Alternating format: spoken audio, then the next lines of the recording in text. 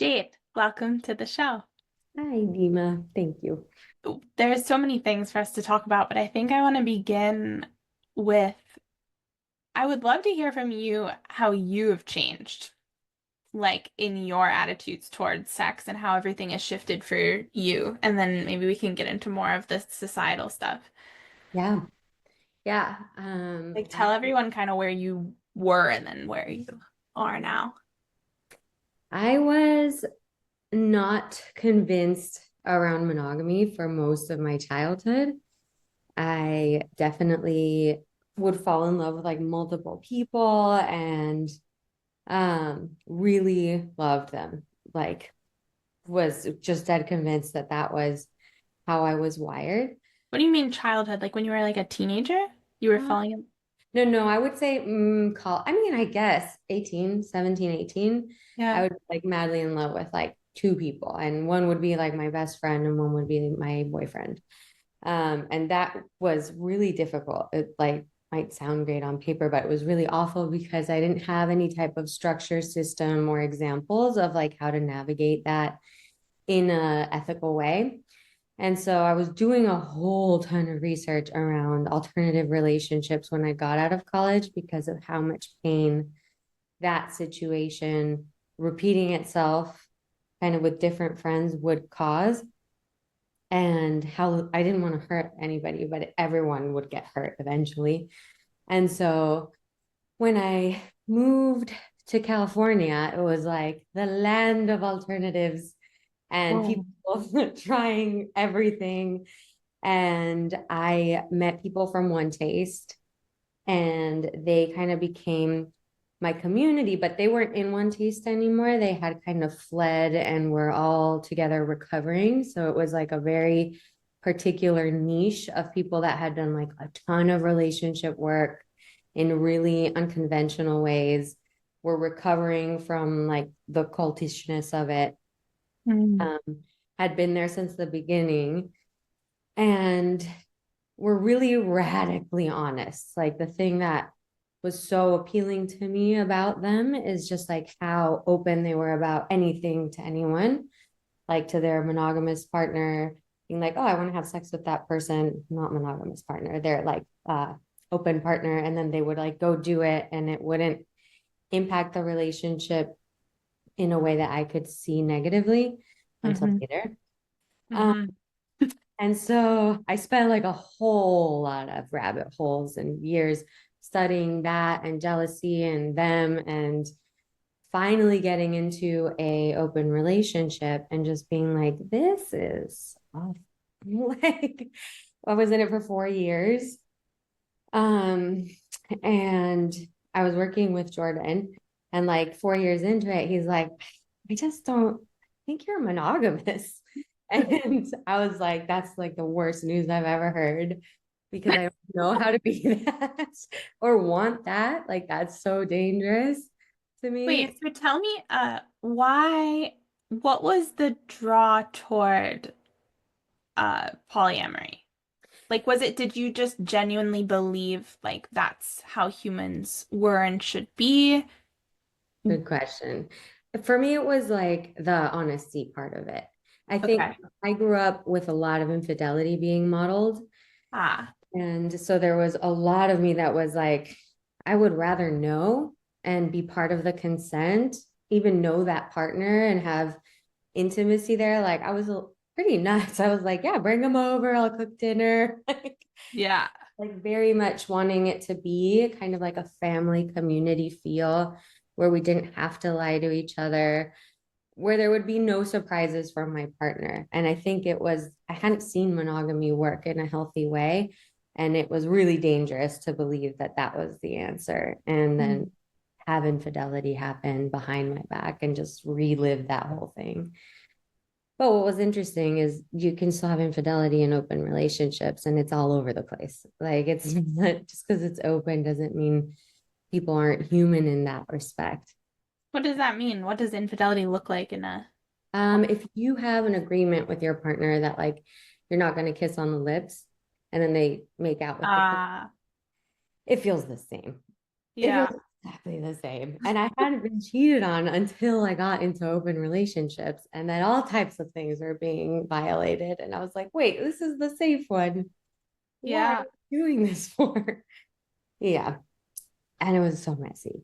Like having a relationship with one person takes your whole body, soul, and spirit. Having a relationship with like four and a half people is like the craziest thing ever on all accounts. If you're trying to do it in a like conscientious, like beautiful way.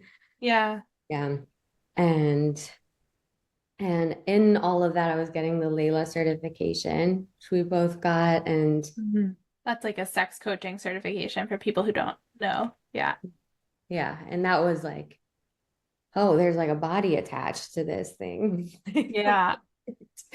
And that really kind of made open more impossible because you're actually like feeling your body and the impact of things, and kind of the diversification of love no longer felt safe because you're feeling other people's bodies and everything they've gone through. And it was such an intense course with so Hmm. much breath work all the time that it was like kind of impossible to not feel everything.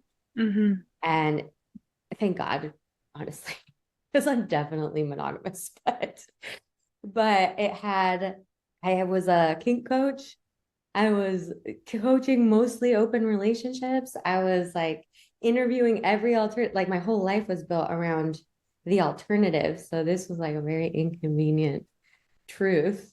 And then Uh-huh. Jordan was like, find examples of monogamy that works. And Yeah. the beginning of like, oh, I think I really want this. And then the healing journey from then to now has been really confronting, really peaceful. Like all of these things that the community touts as like, oh, you're just this way. This is just how you are. Were like very clearly trauma responses. Like, Yeah. and that is hard to own as someone who was also like teaching it like that for so long. Now Can you being, give us an example yeah, of oh like yeah. what one of those things might be? An extreme example would be kink. Like, even if you've never gone through sexual trauma, if you grew up, you found porn a little early, or even just like in your late teens, and you started kind of chronically watching it for whatever reason, and it's most porn is humiliation of women. You're wiring your orgasm, this like massive, powerful brain wiring tool to that humiliation of women. And Hmm. eventually you're probably not getting off on anything else. And you might think like, this is just who I am. I've never been through that. Maybe you stopped watching porn as well. So you're not associating that that's like a thing in you, but you've wired your brain really, really strongly with it and now identify with it. And then are usually doing practices that get rewired into your brain as like the thing you need to have an intimate relationship. Or Hmm. the other one would be the more like kind of controversial one is looking at monogamy and non-monogamy. My desire for open was my inability to hold like closed. And so I diversified love because that's what my nervous system could responsibly hold is like superficial level relationships to that degree, Hmm. differing levels of depth.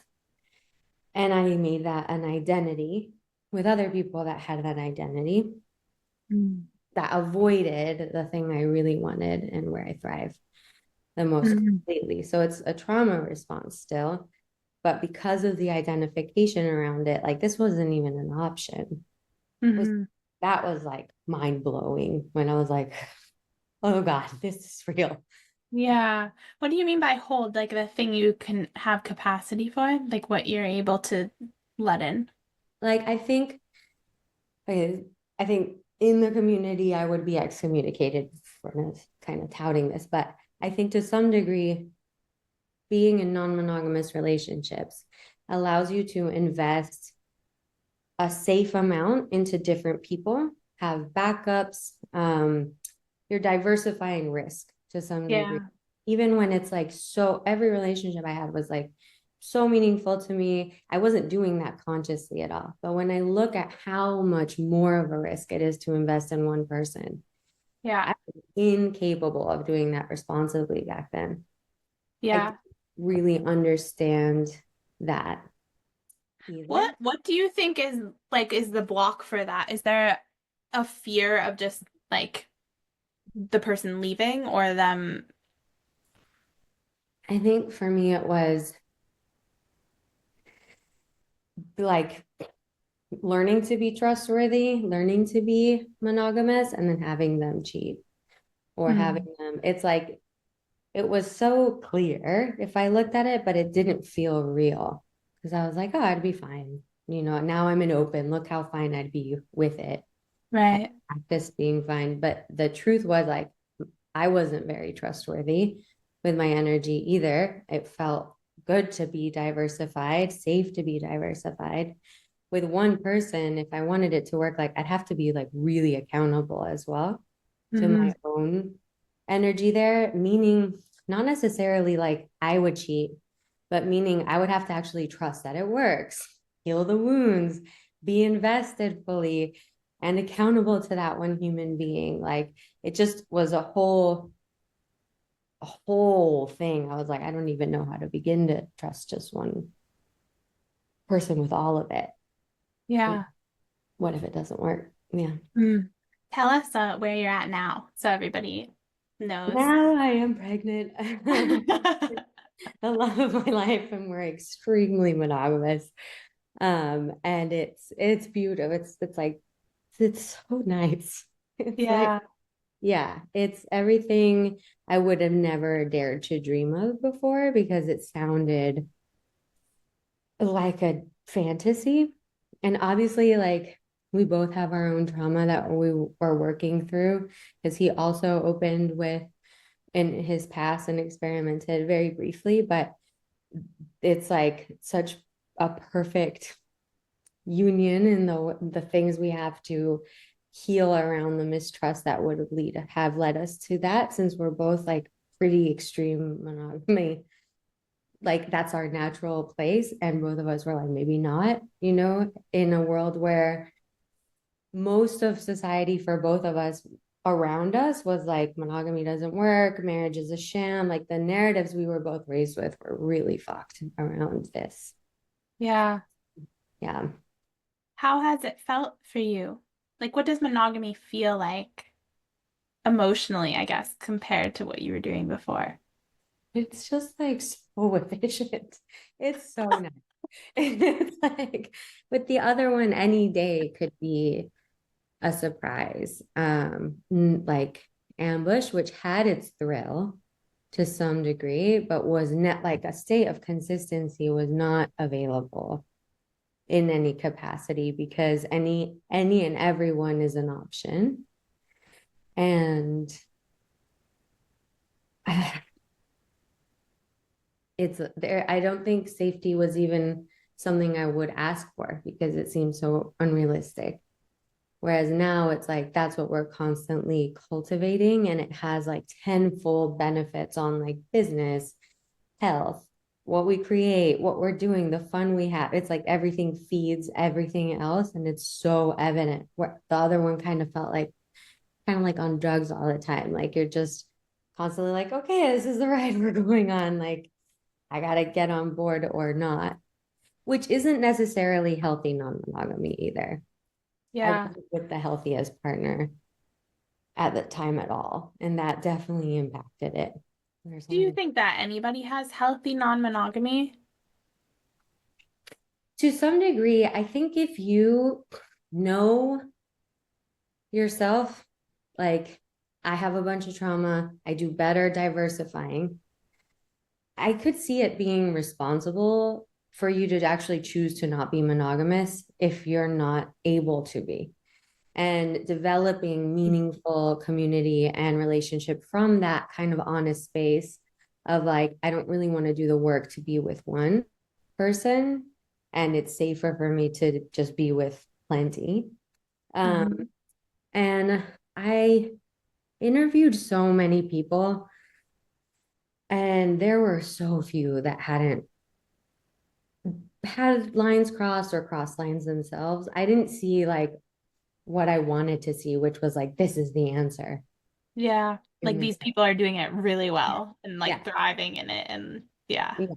Most of the time it was like, oh, this is still heartbreaking and it's still kind of filled with lies in places. And so I think like in theory it could be done.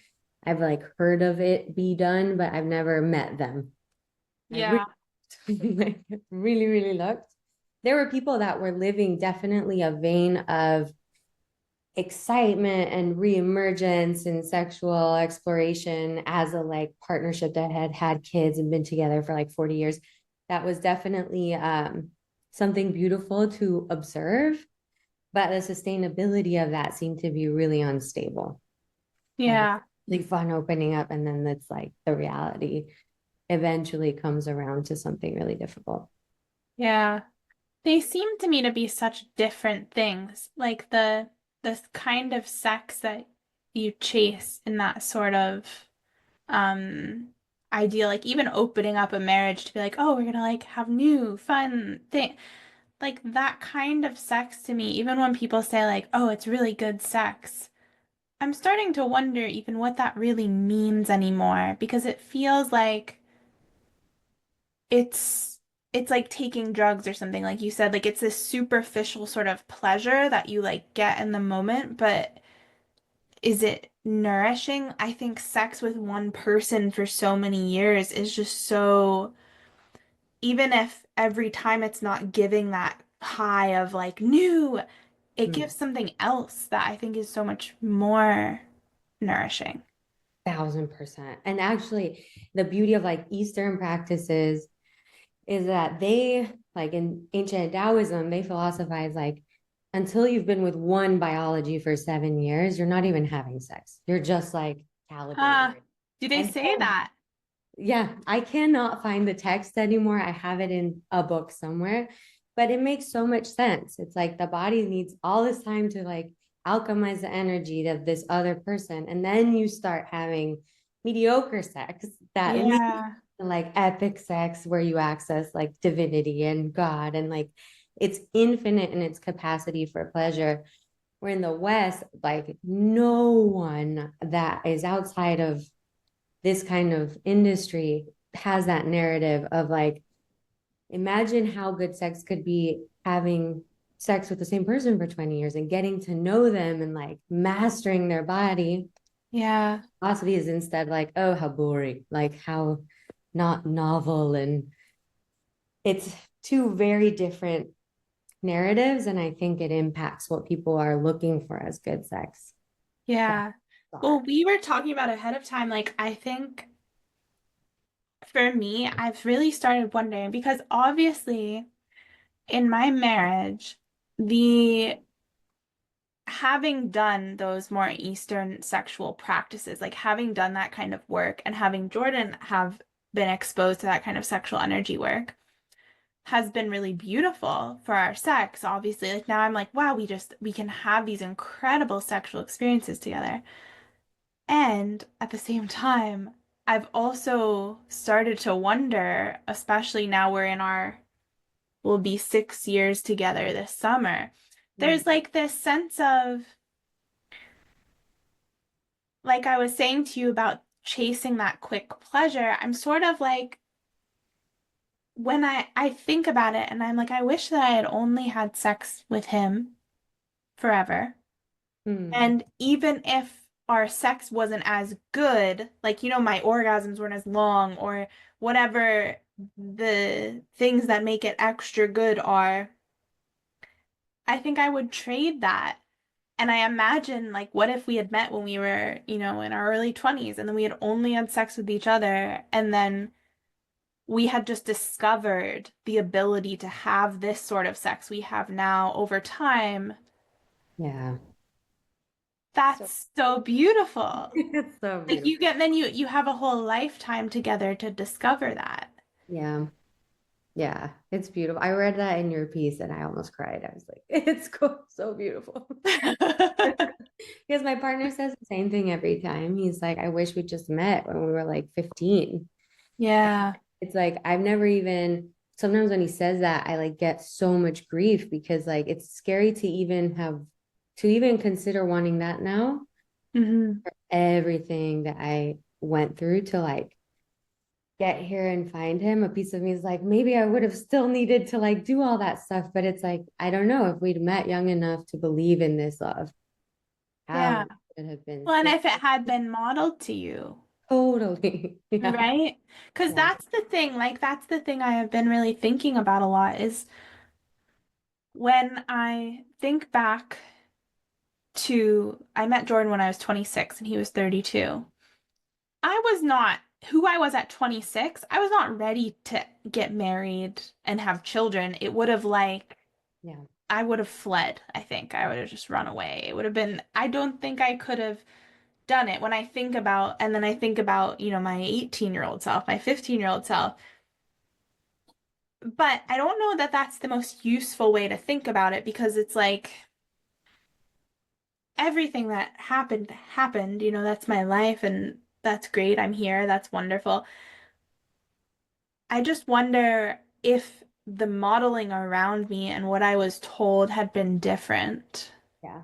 what I might have chosen. And then I also think about like I always had this need to explore. Like I wanted to like go and see the world and learn more um and I think about my first boyfriend I was very in love with. And he was very sweet. We had a really sweet relationship, really.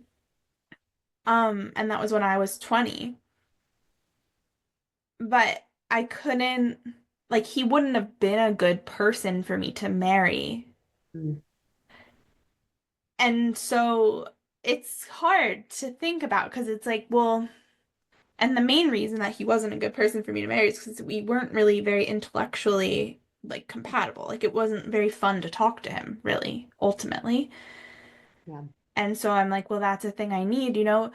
But I just wonder, you can't, I mean, it's hard to think about. You can't really wonder because you don't know how it would have all turned out.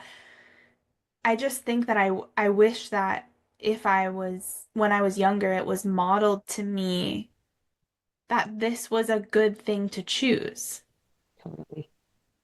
And Totally. like if I could go back and be like, talk to my 20-year-old self or like any girl in their teens or early 20s, it's like, it's good to get married and have children and have one partner and look for a man like that.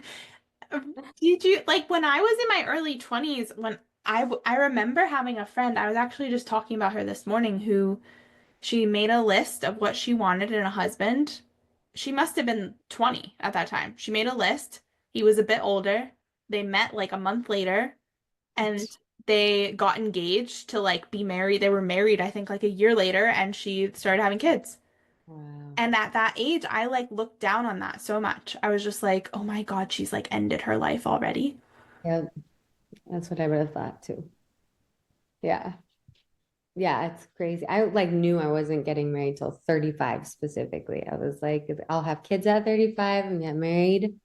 And it's fun. It's like what happened, which is so weird, but I was dead set against it. It felt like giving up freedom completely. I don't think I was ready to have kids in my 20s, but it's because of this identity where I was like, I need Yeah. to travel, be free and experiment and like I think it could have all been a trauma response, to be honest. Yeah. Like I need to have a life outside of relationships because they're not stable, trustworthy as a meaning of life. And then like I grew up with a grandma who was like Russian, super like you never need a man, Holocaust survivor, like go live your life, like very, very intense, wise lady, but also very traumatized. So like around if I had boyfriends, there was always kind of like a element of like you'll ruin your life if you commit to this Yeah. versus like who you are as a woman. Hmm. Did you feel that about your mom? Um, my mom is one of the smartest people I've ever met. She basically always read like every religious text, and um like her books were like tantric and then this religion and that philosophy and all this stuff. But and she has so much to create and give, and she was an artist for little splurts, but family tended to be like the thing that held her back from full sex self-expression in the world. And so Yeah. there was this observing of like it's one or the other. And Yeah. it's so expensive that like you'll inevitably kind of let the other stuff go. Yeah. I've been wondering about how much of, so, because I had that similarly with my mom, where I felt like I knew that she wanted me to get married and have kids. Like, I knew she wanted grandchildren for herself. But what I felt like was shown to me in my day-to-day life was that, like, her life had ended for us. Mhm. Just, by little comments she would make or just different things. Like, it just felt like she didn't get to fully live, Yeah. and then we became her whole life. And so I think to me, it just was so ingrained, like, I'm not gonna do that. I'm not gonna be like that. I'm gonna go out and have my full. It didn't occur to me either that you could have both. Like Yeah. you could still grow and explore yourself and like Yeah. while having kids.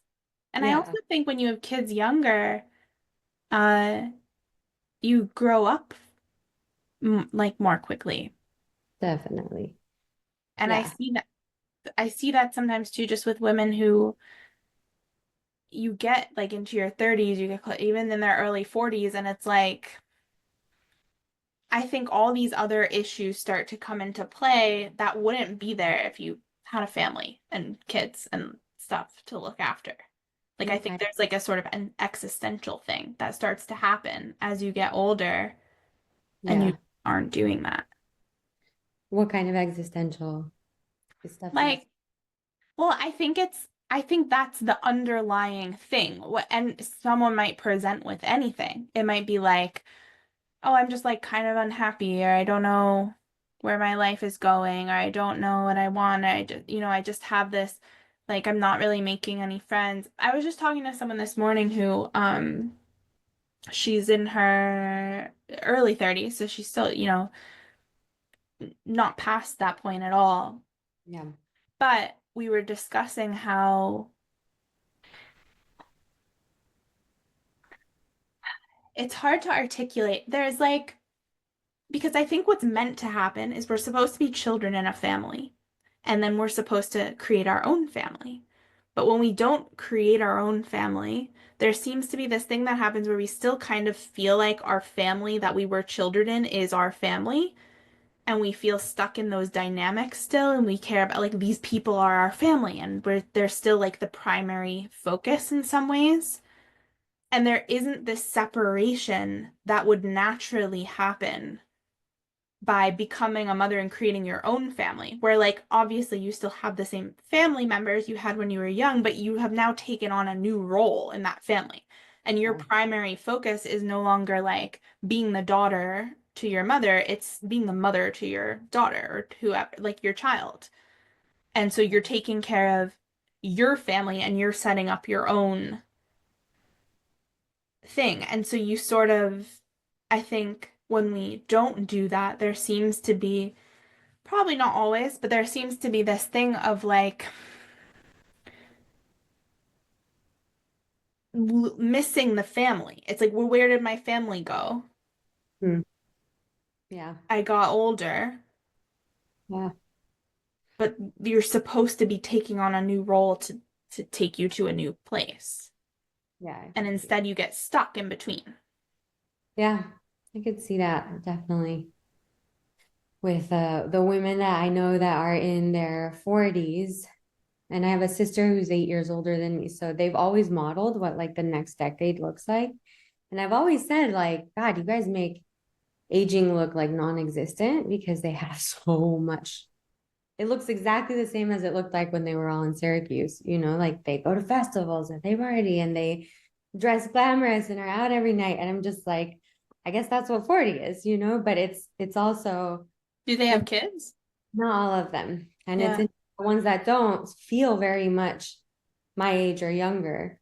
And the ones that do have changed lifestyles, obviously. So I think there's something definitely to what you're saying around where the spirit stays, like internally around that stuff. Like in comparison, I feel like I'm a very old lady to them, where I'm like, I don't Yeah. like to like watercolor and drink some tea. It's like, they're like, wow, how old are you? And I'm like, I don't know Yeah. what feels good to me.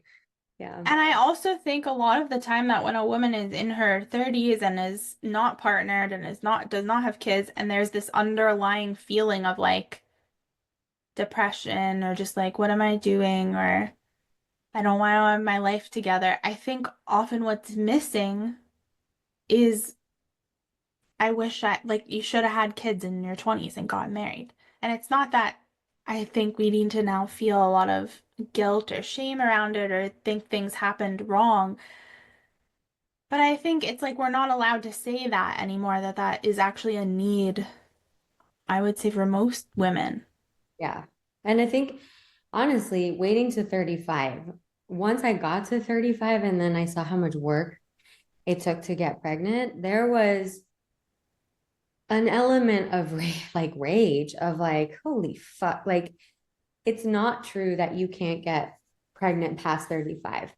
I had the terrible idea to go get my AMH tested. Just I hadn't really looked into it, which is very out of character, but I had heard that it tells you how many eggs you have left. And we were moving to Costa Rica. We had just kind of like come together. So I was like, we might as well know and make an informed decision. They can't tell you how many eggs you have left. They can tell you whether you're on a scale of 1 to, I think it's 5 or Mm. 4. 1 meaning get IVF yesterday, and 4 being like you're super fertile. 6 meaning you are super fertile, but also may have PCOS.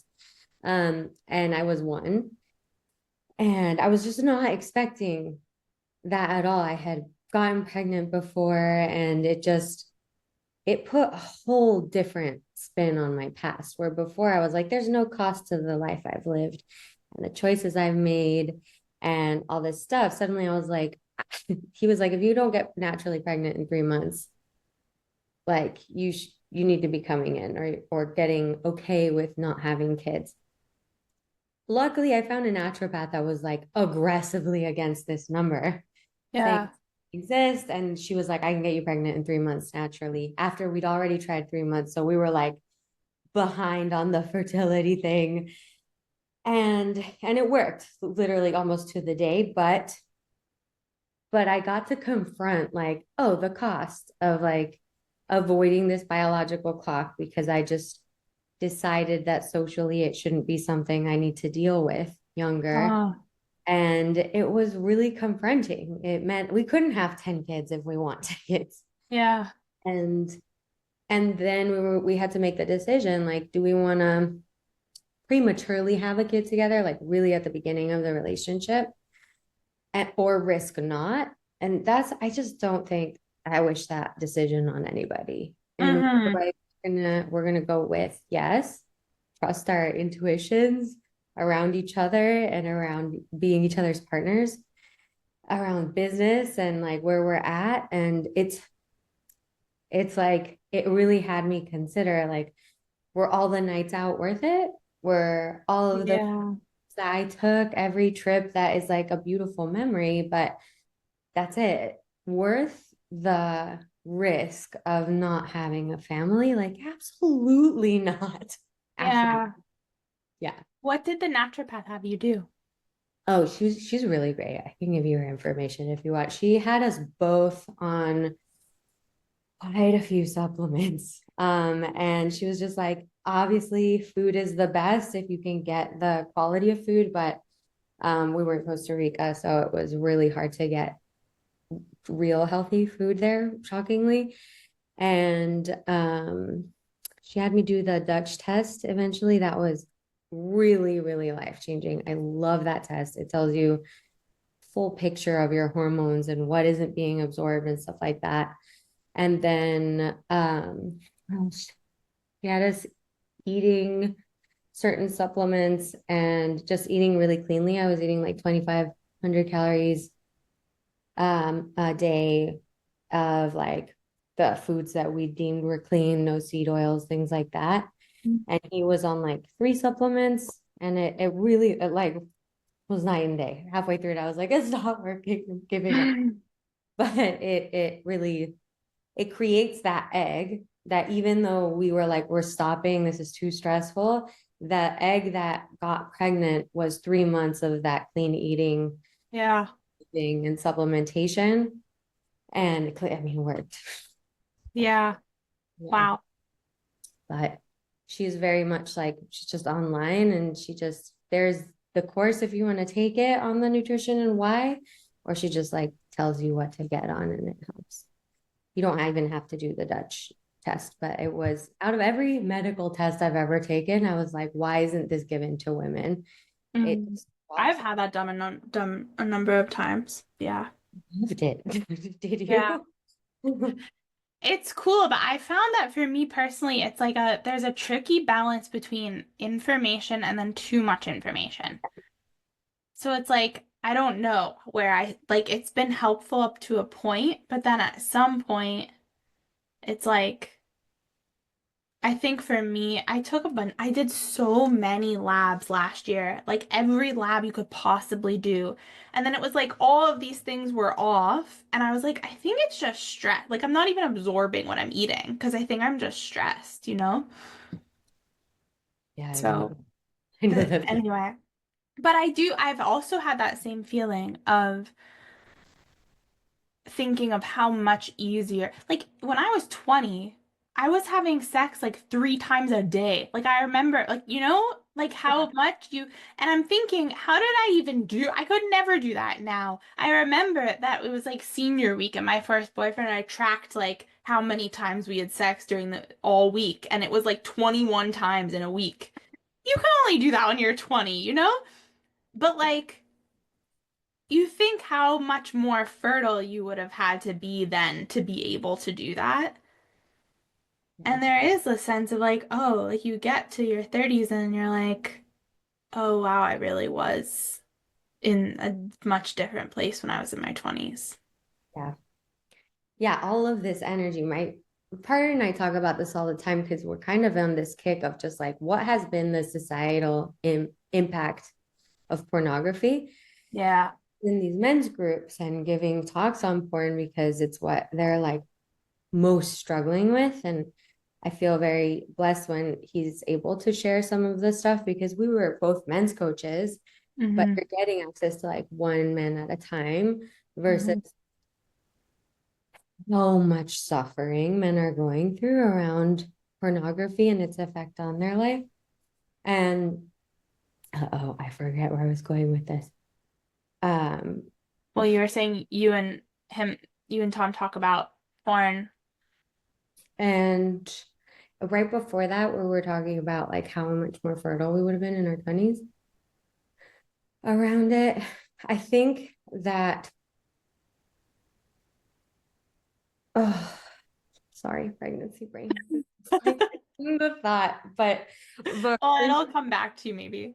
yeah, in general, I think in my 20s, I was chasing more of that thrill. And so was he. Like there was so much disconnect around what was available because there's this like easily sourced content to get sexual stimulation.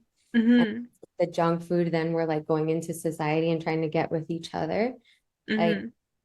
both of us were exposed to porn really, really early. And I think that had massive effects on what we were looking for in intimacy outside of the screen. We're like, Hmm. now that we're in our 30s, like it's just so, oh, here it is. So much life force of your 20s. You're just like wired with creative life force, men Yeah. in different ways. Imagine if all of that wasn't just squandered on like impulse and stimulation Yeah. because you've been modeled like these are the things that are like really worth it in life. Find your person, devote yourself to like knowing each other and having epic sex together, creating a like I was so not anywhere near that mentally. Mm-hmm. And now we both look back on it and we're like, what could we have created with Mm-hmm. all that life force and energy. And he's in the men's group, he's like, all of these men are so powerful and creative and filled with energy. And when they look at like their 20s, there's like so much grief at what was lost in Yeah. all of the energy they could have used to build themselves, build a life, build an Mhm. empire, body, build something for their It families. it is weird, isn't it? There's like this now we talk about, oh, your 20s are just to explore and have fun and have a good time. But when you look back historically, even, people talk about like the founding fathers were just, they're like 19, 20, like in their 20s. And you think about that now and we kind of laugh at it and we're just like, how? But actually, it's like, how? Well, they were taught from a young age to do things and be more responsible and taught that this work was important and meant something. There were these more values that I think really come from religion that were instilled very solidly. And this is how to live. This is how to best live in a way that makes healthy people in a healthy society. And I wonder even too now about, uh, I just think there's a lot of focus on even like just let kids be kids. And there's some value to that. Like kids should be able to play and everything.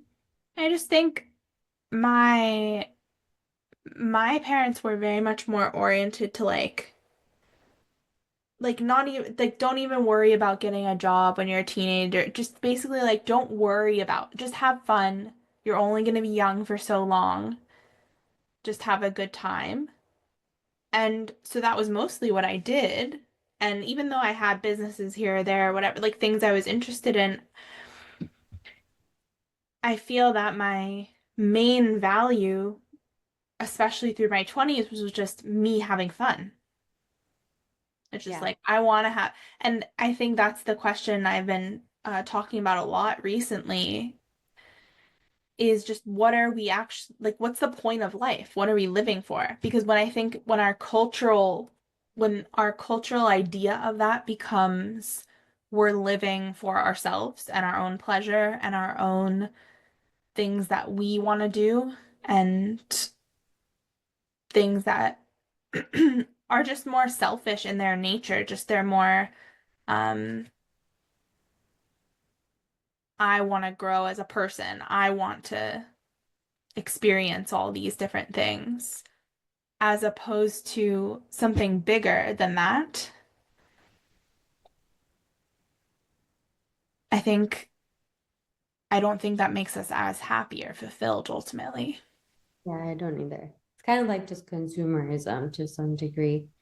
Mm. Want to have this sexual experience because it'll mean A, B, and C. So I'm like purchasing this identity for the day, or like, it's like a I very, want to travel here because then I'll experience that and I'll know what that's like. And like you said earlier, it was making me think of, what do you leave behind even when you die? yeah, And like, what has your contribution been? yeah, And does that matter? Because I think in societies where that matters, then people show up a lot more seriously. yeah, Whereas if you're living your life just for you and not caring really about, leaving behind a family or a legacy of any sort, even I think about my grandfather, and my grandfather built his whole entire business and then provided for all of us, basically. He set up accounts for all his grandchildren to be able to go to school. Like, and I think about that, like the working so hard in your life to provide for things that you'll never even end up seeing fully the result of.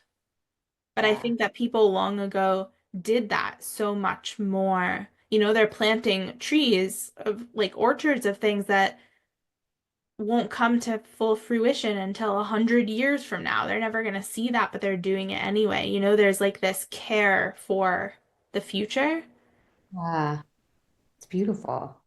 Yeah. It But I really, think we're taught like we don't have that as much now. and weirdly, I think it's become kind of like like judged or spit on to do that, like generational wealth, like how selfish, Yeah. like how beautiful, how Yeah. beautiful to be like, I'm responsible for the kids of the lineage I'm a part of. Like, instead of making society responsible, or, you're not saying they're not going to be, you just don't have control over it. But it's a different type of like respect for longevity, our impact, what we're able to provide. Like, it's beautiful. Mm. It's like less of a disposable culture of just like me, my experiences, everybody else can fuck off. Yeah. I want to go back to BDSM you mentioned earlier. I'd love to know, because you were a kink coach for a while, like what are your thoughts on BDSM in relationship and in sex? So my favorite thing to coach was spiritual BDSM. It can be so beautiful. And I What does think that mean? spiritual Spiritually? BDSM is like you're bringing in everything that matters. It's just like cognitive behavior therapy. It's just let's say you're using kink as the tool to access all the deep spiritual relationship stuff. It makes it a little more accessible for people who are there in that lens, because you can use all these props and tools and stuff, but it's the deep stuff that matters that you'd get to anyway in talk coaching with a good coach. Hmm. Um, but most people, I think, are looking at kink and it's still that kind of consumerism. Like, I can be the Dom if I wear this identity. She'll be submissive. She'll wear this identity and we'll get access to this thing that I can feel in this industry. But that thing, the true expression of the thing, really requires relationship dynamics that require the real work, like looking at your trauma and like really, really healing it or using the tool to heal it. Very rarely, I think, are people using it for why it's survived all these centuries, because kink has been passed down for centuries, centuries, centuries. And the way it used to be passed down, let's talk about like just Dom sub, was to be a Dom, you had to first be accepted by another Dom, which is kind of like a church lineage. And then you had to be their sub for a year if they accepted you. And only after, maybe longer than a year, they determine it in their school of thought.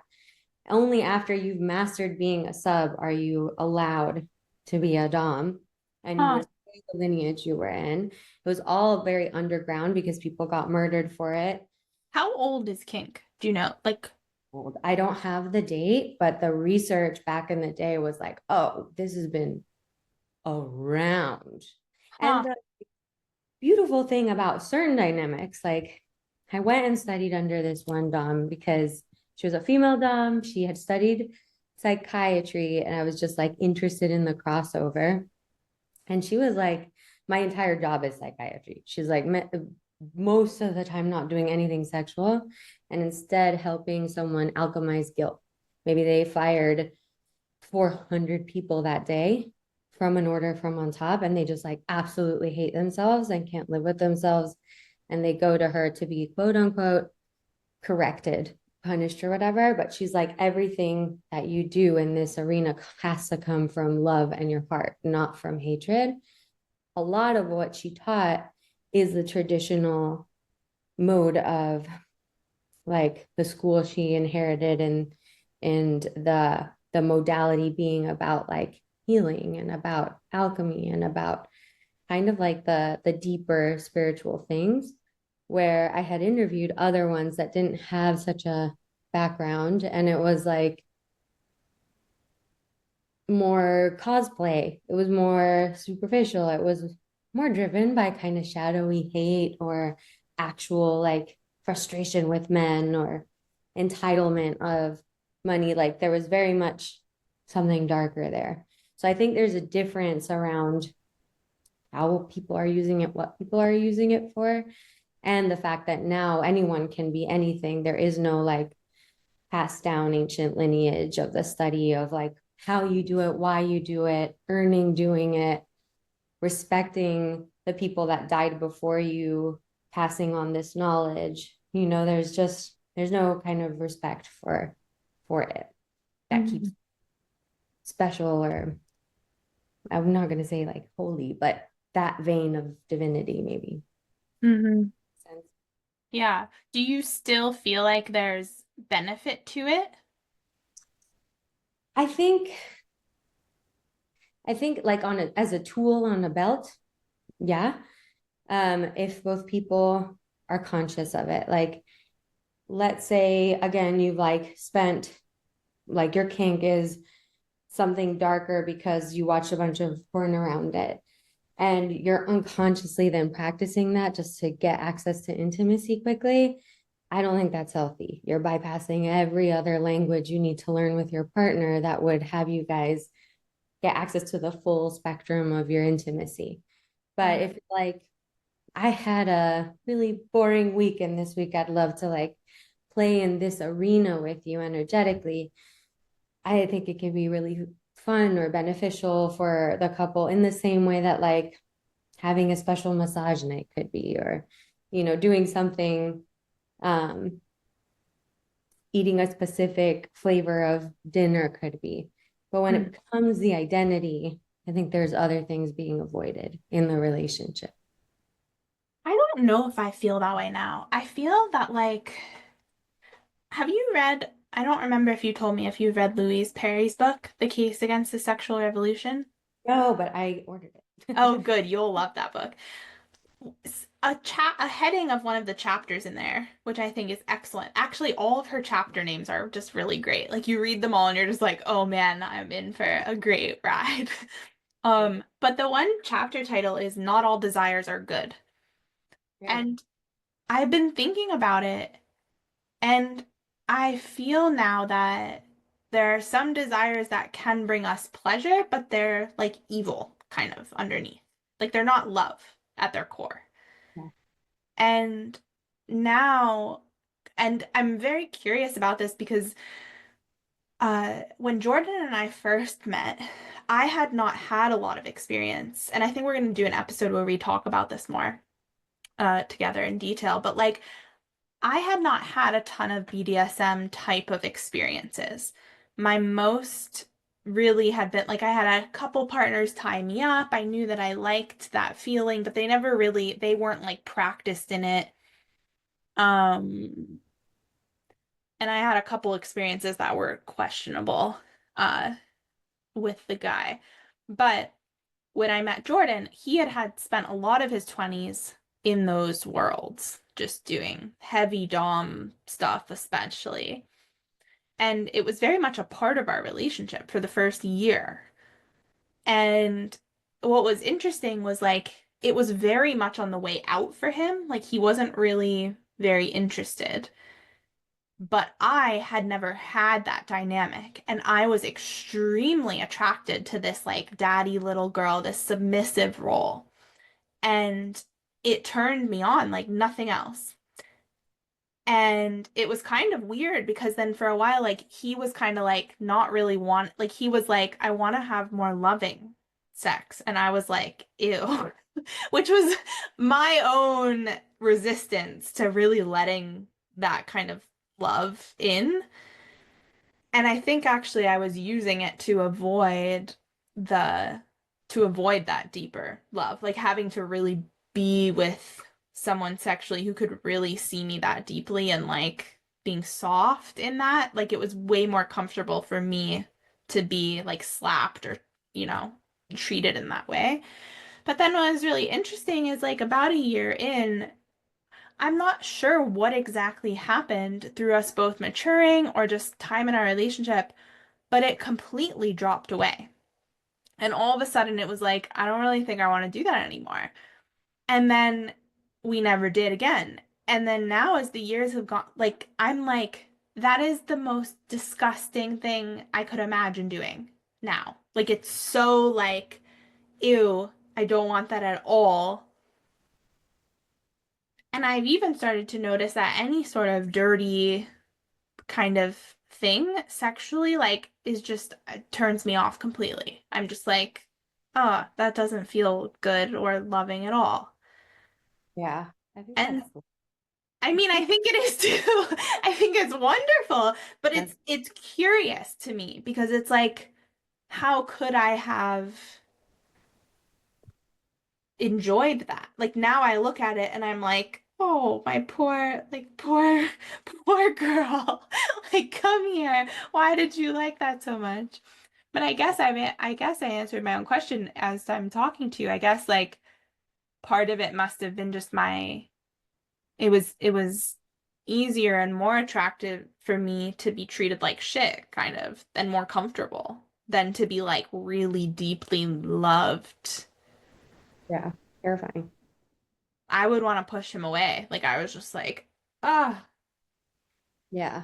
There's Yeah. one particular moment I've talked about in some of our different programs where like this was like super early on the first couple months of us dating, but he I think he was going down on me. There was something we were doing sexually, and I like sort of started to shut down. Like I didn't really, something was coming up for me. I was just kind of not there.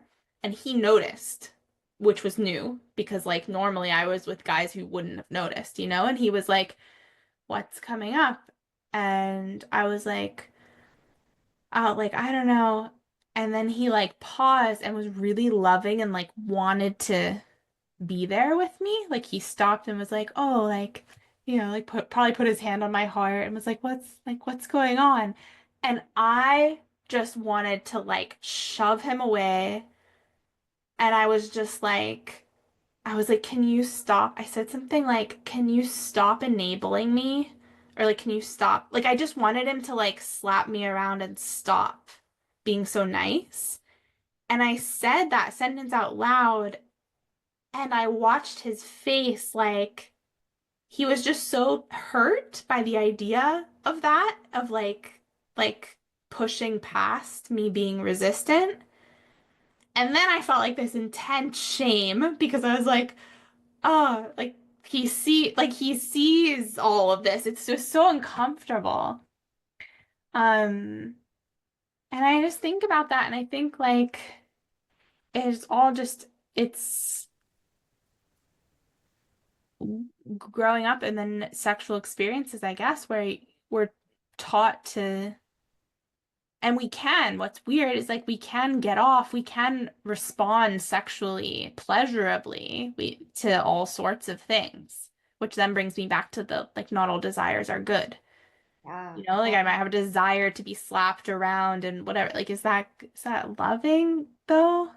And I think it reflects more than just the health of the relationship. Like, I think that is one thing it's reflecting, but it can also reflect, like, I think the women that I know or the men that I know that like crave that are living some type of part of their life where they're feeling like they're being treated that way. So that's like more comfortable than like the deep intimacy that they don't have with themselves in that moment or have never experienced with somebody else. Like, I do think it's kind of a thermometer of like, where else are you being treated in this vein of that being more comfortable than someone like truly seeing you and caring. And as women, even just our like introduction to sex tends to desensitize us to anyone caring because I don't know about you, but mine was like, oh my God, that was awful.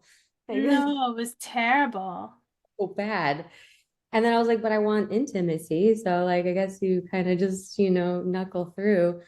That's the wiring for what sex is for God knows how long, until you meet someone, if you're lucky enough, or do the work to go then find somebody who can show you otherwise. hmm Yeah. It makes me think like when I was saying in the piece that I wrote, like I wrote something like when I think back on my sexual experiences, I can trace my heart through it all. And it's this piece that I feel when I look back, I it's like I formed this identity, but I can see that it wasn't really me. Like I formed this sort of feminist identity of like, oh, I'm gonna like I don't care. I'm gonna be a slut. I'm gonna like I love all these things. I love sex. I love acting like this. But I can remember how I felt and I can remember back to like before all of that when I wanted to have kids and I liked wearing aprons and baking things. Like Yeah. stuff I just like really pushed away in my 20s of being like an independent woman. But I can Yeah. look back and be like, but I did, like my heart, I loved that. And like uh even just stuff like when I was younger,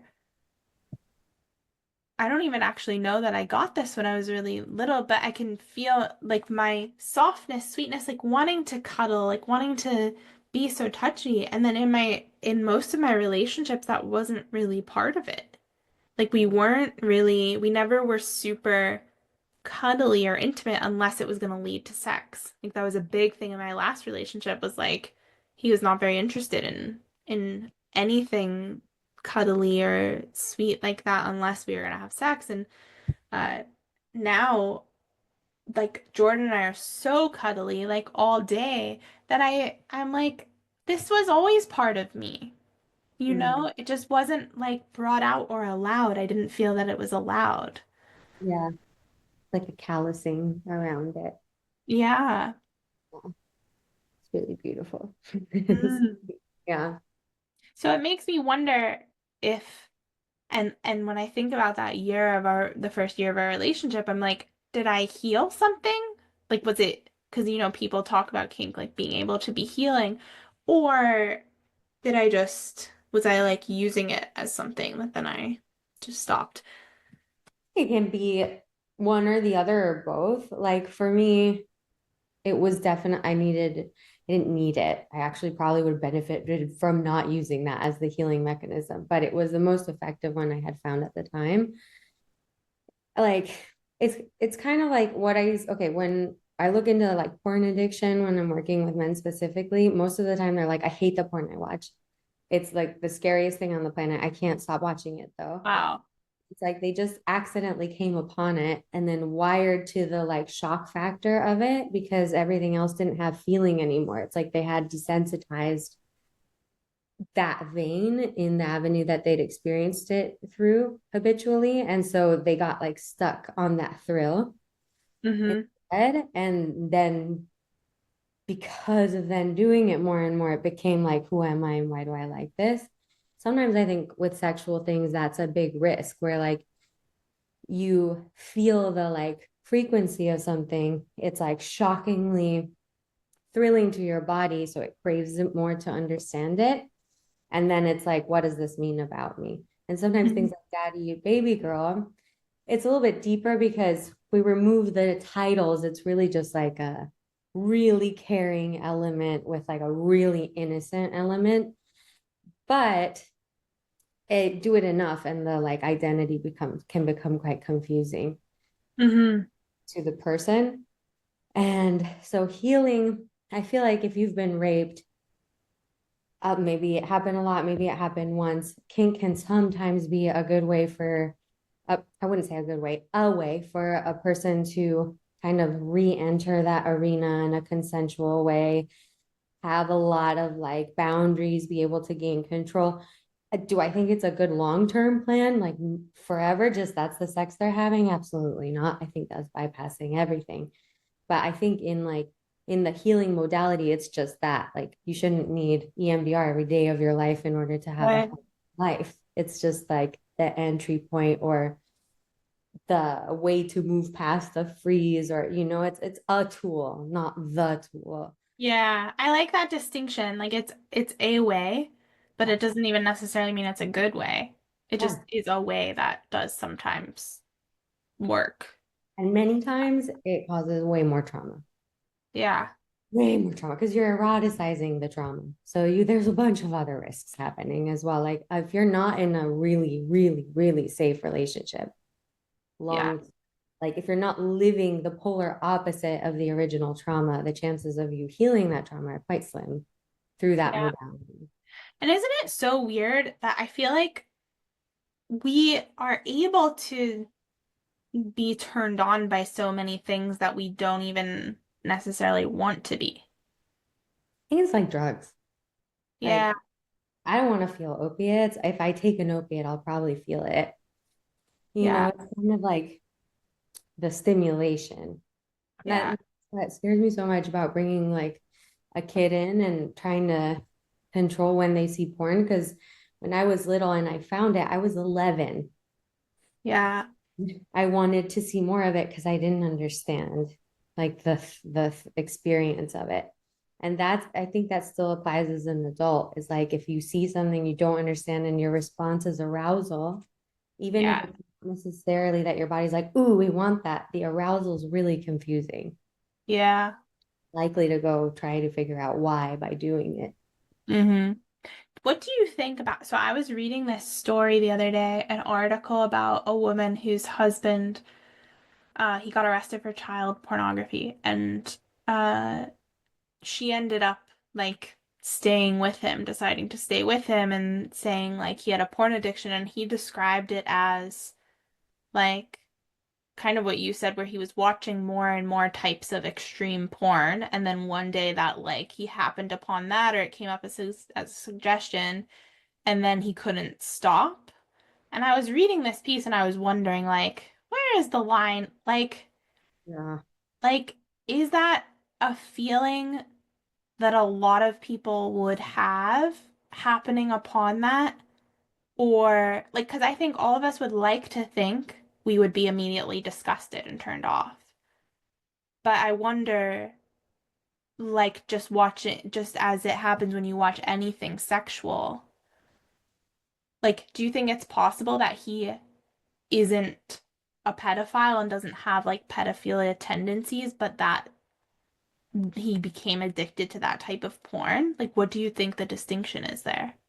I think the porn is really dangerous because most of it is really young girls that are like barely legal. Like the amount of porn that is in that vein, like leading to that vein or in that vein of basically like any age man violating innocence will inevitably wire some form of that.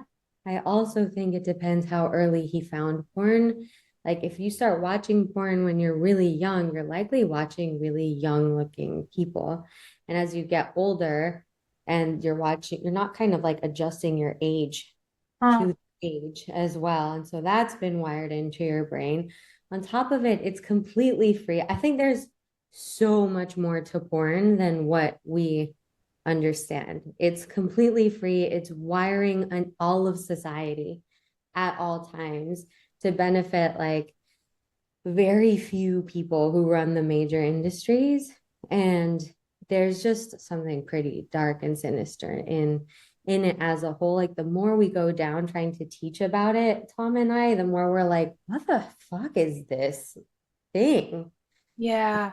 What is it creating? Like it's really infinitely dark. I don't usually look at things as evil or not evil, and that is changing so rapidly. There is evil. There is evil. There's evil.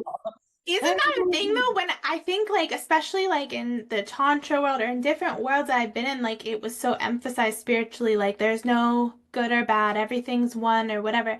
But I'm like, there's evil.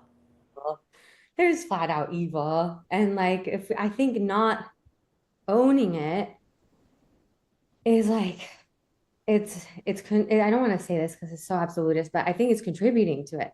Like even when you and I are teaching on porn and all its evils, we're still tiptoeing around it. But we have no problem being like, fucking opiates are evil. They destroy families, destroy people's livelihoods. Don't do Right. it. You know, but with porn, there's something about it that is still so socially acceptable that we're like trying not to shame anyone and trying not to whatever. And it's like, what industry are we contributing to by being polite? Like, what are Yeah. we actually contributing to here? Because every man that comes to us and woman is destroyed by it at some point. Yeah. Evil, you know? It's a big thing. We were having I read a couple books recently and I think one of them said a statistic and I was so appalled. I said it out loud to Jordan. I was like, "Did you?" I think it was one in every five of web searches on phones are for porn. One in five of all That's searches. wild. I was like, can you believe that? Like, I knew that. people watched porn, but I guess I did not realize the extent of all of it. And I think, like you were saying, I think there's a big pressure because of our liberated sexual culture where we are taught that, I mean, we are inundated with sex from, at least for our age group, like when we were very young, it was everywhere. You know, girls in their bikinis and their whatever, like all the ads, everything is super sexual. And I I just I think that I felt such a pressure in my 20s to be like, I'm cool. I'm like sexually free. I don't care about porn at all. Like, you know, and when Jordan and I first started dating, I was very proud of that fact. Like I felt like you can watch porn whenever you want. You can go to a strip club if you want to. Like I wouldn't be bothered at all. I'm like so unfazed by your sexual exposure to other women. Like it just, I don't get jealous. It doesn't bother me. I trust you, whatever. And it's really only recently, not that porn has been a big part of either of our lives, but like it was recently when we were very explicitly like, I was like, I think that we should be a porn-free couple. Like completely, never again. Just like it's not allowed in our relationship. And we had never uh like kind of had boundaries very clearly with each other in that way because I think that it was always so important to us to have such total freedom. Like his freedom was so important to me. And I was even a little nervous to tell him, even though I thought he would be happy. I still was like nervous to say, I don't want you to ever do this again because it felt like restricting him, which I should not do. But I was just like, and he was like so happy he almost cried. He was like, he was like, yes, like let's commit to that forever. But I think that also comes with the responsibility. Part of that was like, I'm gonna meet your sexual needs. Like I'm your wife. Yeah. Like we're gonna do this for each other so that because I also do believe that sex is a need and so you can't just like not have sex with your partner for years and expect that that's fine. So but it felt really good to just be like never again, this is all evil, no form of it is good or acceptable in any way. I don't care how consensual or whatever the person thinks. Like, I was just like, no, never again. This is like just never part of our lives again. Ah, But it was hard for me even 2 years ago. I remember like having a friend who her partner had watched porn like behind her back and she was really bothered. And I was like, why are you so bothered? I wouldn't be bothered. God, same. Same. 5 years ago, I would have been like, oh, it's just like, it's totally what they do, whatever. Now I'm like, you're watching two people have sex. Like, it's like, if I went to like a sex dungeon and just watched someone have sex and didn't tell you about it, would you be upset? Like, he's like, yeah, I would be incredibly upset. Yeah, it's a really weird habit. If we really think about it, it's really strange to break up, risk your relationship, or do any number of things to be able to watch two strangers fake having sex. Yeah. Really, really normalized in our society as like a right, you know, and very frowned upon to look at it as cheating. But I went into this relationship and I was like, I don't want porn in it. At that time, I had done so much work on my own habits, but also had just seen marriages fall apart from it, intimacy fall apart, all these like really, really horrible situations of people having porn addiction who like it was like really heartbreaking. And I was like, I don't feel good about asking you this either for the same reasons. There's part of me that was like, I don't want to be controlling or Yeah. what to do or value. Don't dare be the controlling woman. No. Yeah, just there's this like narrative around the nag or the something hysterical there. And he was like, yeah, I actually hate porn. Like, I'd love to get rid of it. I was like, oh, but it's been a journey, definitely, because also he's in these men groups where like he's not the only one that has this habit. And when things feel really difficult, for both of us, actually. Even though we hate porn, like that sounds appealing. You Hmm. know, it's like that, it's definitely like drugs in that way, where it's like, Yeah. I hate the thing, and still my body's like, you know what's a great idea? Let's go.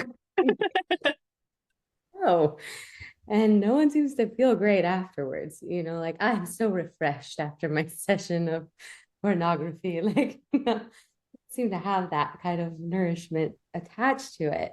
And Yeah. that like points to the innate kind of like darkness in it. Yeah. Oh, you know what I'm remembering now? I cannot believe I never connected this until this moment because I was thinking that I didn't really find actual porn. Like maybe I think around 16, I remember my friend and I were watching TV and it was like on one channel you could find something. We were like, whoa, what's this? And we like watched it for a little. But I think I was probably just too nervous to like seek it out on the computer. Like I didn't watch porn visually. However, what I did find quite young was when I was like, oh God, I must have been like 11 or 12. Same as you, because you know, what happened was we got the puberty talk at school. And then they gave us a little booklet and things, and there was some forum where you could go to like learn more. And I was on these forums, and there were sub forums of like people talking about masturbation and all these different things. Somehow I found Lit Erotica, the like website of just like Yeah. old school just stories of sex. Yeah.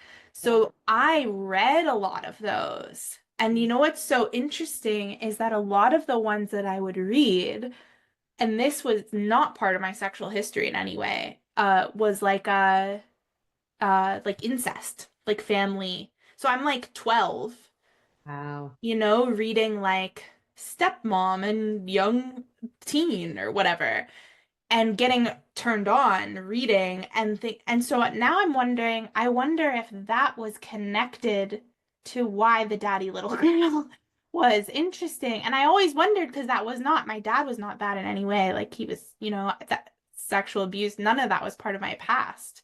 Yeah. But actually, now that I'm thinking about it, I bet it was the exposure to that so young. Like Yeah. my first masturbations were all like thinking of it, like these fantasies. Yeah. Yeah. It's horrible. Wild. Yeah. Oh, Makes goodness. a I lot of never, sense. Yeah. what? That makes a lot of sense. Yeah, I Definitely. never ever connected that Yeah. because But it was written porn, yeah. essentially. Yeah. Yeah. That's wild. That sounds like it could be it. Because what it is like that frequency, the forbidden, the like, this shouldn't be the thing, the like, this is wrong. That's like the erotic part. Yeah. Yeah. Wow. Yeah, I never connected that ever. It was always curious to me, like why was I pulled? Um, yeah, it's a terrible thing, really. There's a lot of things now, like when you look at it at this age, you're just like, what are we doing? This doesn't make any sense. Yeah. Yeah. Now that we've been on this like purification of porn recovery path, every time like I open my email and like Skims is like sending me like the most pornographic like bra commercial where it's like Kim Kardashian squatting and like just we're like, is this porn? Wait, no, it's a bra commercial or is it for a soda? Like I'm not sure what's the intention here because it's Yeah. selling sex, all selling sex. Isn't it funny? I want to like cover up now. No, it's crazy. Modesty is like so erotic. I'm like, I need to find like age appropriate dresses. I'm like covered. All my younger years, I wanted to be uncovered as much as possible. And I'm like, Yeah. Yeah, but I also love that my partner loves it. Like when I'm like if I like I'm like, oh, it's unbuttoned and I button it. He's like, oh, thank you. And I'm like, wow, like that is so sexy. 20-year-old me would have been like taking it off. Like yeah, principle, like just the polar opposite. But I think having him appreciate the modesty, having like the skin be valued in that way is something like so erotic. yeah. think about like imagine in the Victorian era where like a wrist was erotic because it Yeah. was so covered. Like, what would it be like to see a naked body if like the wrist was like the most scandalous thing? Yeah. And well, I think that makes it all more special too. And I think there's like this, I think you have to cross the line to know where the line is, right? I think we've like really swung the other way in this. I'm a woman and I'm now free to do whatever I want. I can wear whatever I want. And there is, I think, you don't want to live in a society where you're forced to cover up or you're forced to like, you can't do this. You have to be this way.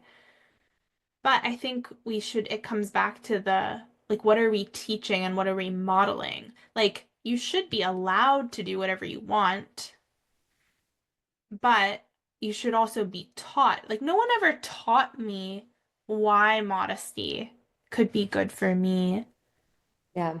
or what it meant or why my body might be precious, why I might be precious. It was always just like, Demetra, you're dressing like a slut. Like, Yeah. cover up those shorts. Go change your shorts. Like, go, you know? It was always Yeah. just like, you shouldn't do that. So I was like, I'm gonna do it more. Yeah. Yeah. Same. Yeah. That's it's interesting because like the freedom's really important. The aspect of freedom where it's like we should be able to do what we want. And it kind of brings me to like the girl that I talked to you about who like sleeping with 100 men. It's like what are we Yeah. doing in society right now?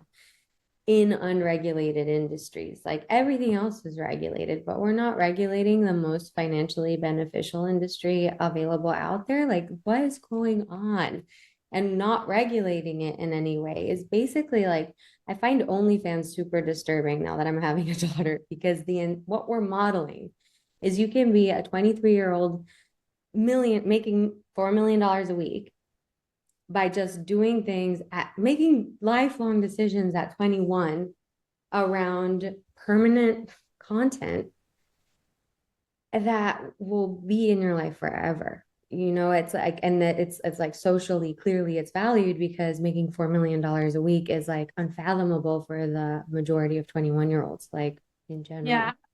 And so it's like, what are we modeling there as a society is the most beneficial, financially rewarding path to take as a woman. It's it might be the most financially, but it's like who's marrying that? You know, like Yeah. Lily Phillips is 23 years old, the one who did 100 men in a day. The way she talks about herself is absolutely heartbreaking. She's like, I'm just Oh, stupid and like I'm just not very smart and I love sex and this is what I want to do with my life. And I mean, I just like I feel so protective of all 23-year-olds and seeing how successful she is there yeah. and then how quickly it escalates. Like the next Mhm. lady did 1,000, and then it's like only a matter of time till there's someone who wants the fame for more. And it's like, what are we doing? Hold on. Like Yeah. that's strangers. That's not like an act. They didn't hire professionals who'd been tested and vetted. That's literally anyone can come from the street. Yeah. Whoa. After you told me about Bonnie Blue, I looked it up and yeah, it was like in 12 hours she had sex with 1,000 men. So it was like every 40 seconds or something. Yeah. And I think it's like I think what's even more disturbing, because you can kind of get yourself in the mindset of being that young and being convinced, because we've all been in a place where we thought we knew we were like right about everything. We were just like, yeah, this is freeing. I know. You can't tell me it's not. Like, I know. But I think what's more disturbing is seeing anyone defend it. Like, especially women that are older and seeing anyone be like, this is feminism, or like she's free to do what she wants. It's like, she is, but like this is where this has gotten us. No, how can anybody believe that that's a good choice? Like you and we can both look at these girls and be like, they're really, they're gonna get to an age where hopefully they're not so dissociated still that they realize the immensity of like the toll that that took. Yeah. Yeah. And no amount of money is worth emotional pain. No. Do you know who Russell Brand is? Yes. Like that British, like just really Yeah. out there, funny guy. He's a notorious sex addict who's recently found Christ. And he had a call with her because he's like, I've been down this path and you're so young. Like, if you ever need anything, like reach out when this gets unbearable, because he lived that life of like fame and unlimited sex. And it led him to really dark places. And he was trying to have these like amazingly deep conversations with her where she hadn't considered it. It's like the difference between her and Bonnie Blue is like Bonnie Blue, when she talks, there's like a real fuck you in it. Like she's like, cheat on me instead of with me instead of your secretary because I'm better. And it's like this like fuck you to society. She got famous because she does barely legal, but in reverse, she's 25 and sleeps with like 18-year-old men and really proud and angry about it in lots of interviews. Lily Phillips is like really innocent. Did you watch the I documentary? didn't watch the whole thing, but I watched like the a sort of shorter clip of it, like the highlights of it. And so I saw her crying and stuff at the end, and I was just like, oh my God, I can't watch this. It was so hard. And like he's like asking her legitimate questions like, so do you have security? And she's like, why? Why would someone come all this way to like do something shady? And he's like, what do you mean? And then she gets security, like, and then he's like, okay, so what about STD testing? And she's like, does it even actually test for anything? And he's like, yeah, AIDS at least. And she's like, can you get AIDS through oral? And he's like, yeah, you can. And she still didn't use any condoms for giving head to 100 strange men. And it's like, what? This is like, it was so like, you're a baby. How have you not even thought about these very like basic things that even porn would demand from the people involved to some degree? Like, Yeah.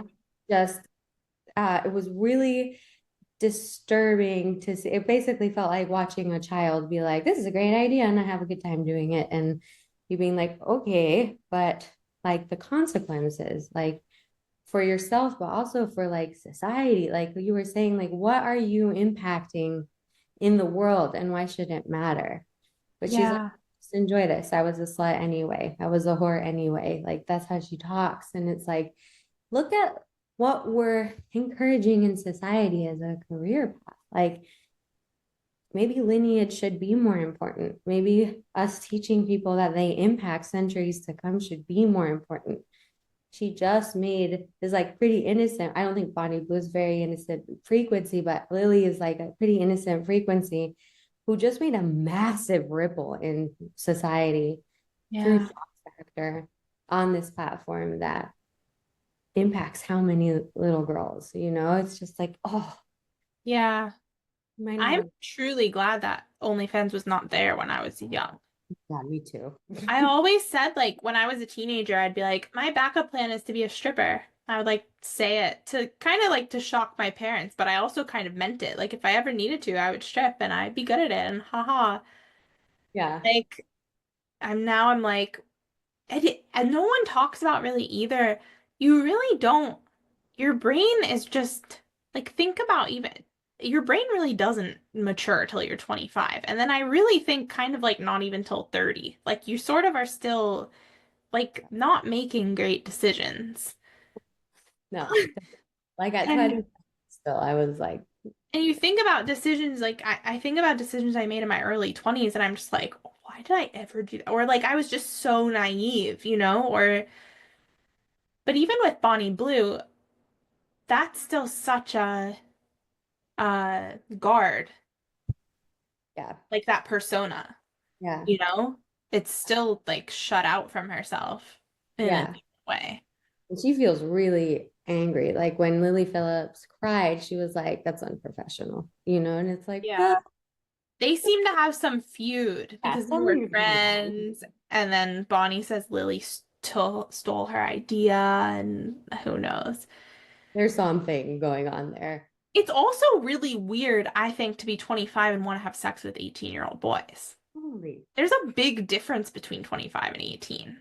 Yeah, I used to be all about age differences because when I was younger, I was like, age is just a number.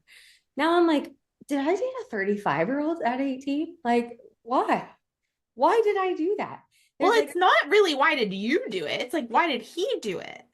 fair. At Because 18, like at 18 and you feel sort of flattered. yeah, I And felt old as well. I was like, I'm yeah, mature. I'm mature. Now I'm like, you silly child. Like, what were you thinking? But the older person, like as you get older, now I'm just like, that's weird. It's a child. Like, Even me thinking of having sex with like a 23-year-old is kind of weird. I'm like, why would I want that? I don't know. I used to be very much like pro it. And as I get older, the more like reverse violation I feel. I saw Playboy Bunny, one of the main ones, do a video where she was like, why was I sleeping with a 90-year-old man? You know, and she was like, I had to get older to really be like, what the fuck Yeah. was that? It's like when you're a young girl and it's so socially acceptable and like you know, older men are emotionally more developed. There's so much narrative around it, but it's fucking weird. It is, Yeah. it's, and I feel weird about every old man I dated. They weren't that much older, but they were, you know, 35, 18 to me. That's too It's a much. big gap. Yeah. And I'm like, why? Especially at those stages of life. Yeah, he's almost Like if 40. someone's like 50 and 70, okay. You're matured. You know, you got it. But Yeah. like that young? And like a teenager, like why are you dating a teenager? You know, like Yeah. there was one guy who was a doctor, and I was like, so like, whoa, a doctor wants to date me. Now I'm like, why? I was in high school. Yeah. What? That should be weird for the man who's in charge of other people's lives, you know? Yeah. But you don't feel that way when you're a young girl because it feels so flattering. It's like, oh, even with I've told a lot of people about there's a guy, even just a few years older than me, who went to my high school who used to buy me and my friends alcohol. And even when I was still like 17 or whatever, and he was 21, we were not friends. We never hung out. He like knew my cousin, and my Yeah, cousin had given me his phone number. He used to go to the store. I never paid him extra. I never tipped him. It never even occurred to me to tip him. yeah. He would just go out of his way to buy us alcohol and bring it to me. Wow. And it's just like now at the time I was like, ah, I'm so cool. This older guy's getting me. And now I'm like, why was he doing that? That's so creepy. Yeah, that's really creepy. That's really creepy. It's really Like, creepy. because he just wanted to see us for a minute in the parking lot. Like, it's just so weird, but you don't think that way. You think I was even, I had a professor, his professor that I became very close with when I went back to school when I was like 24.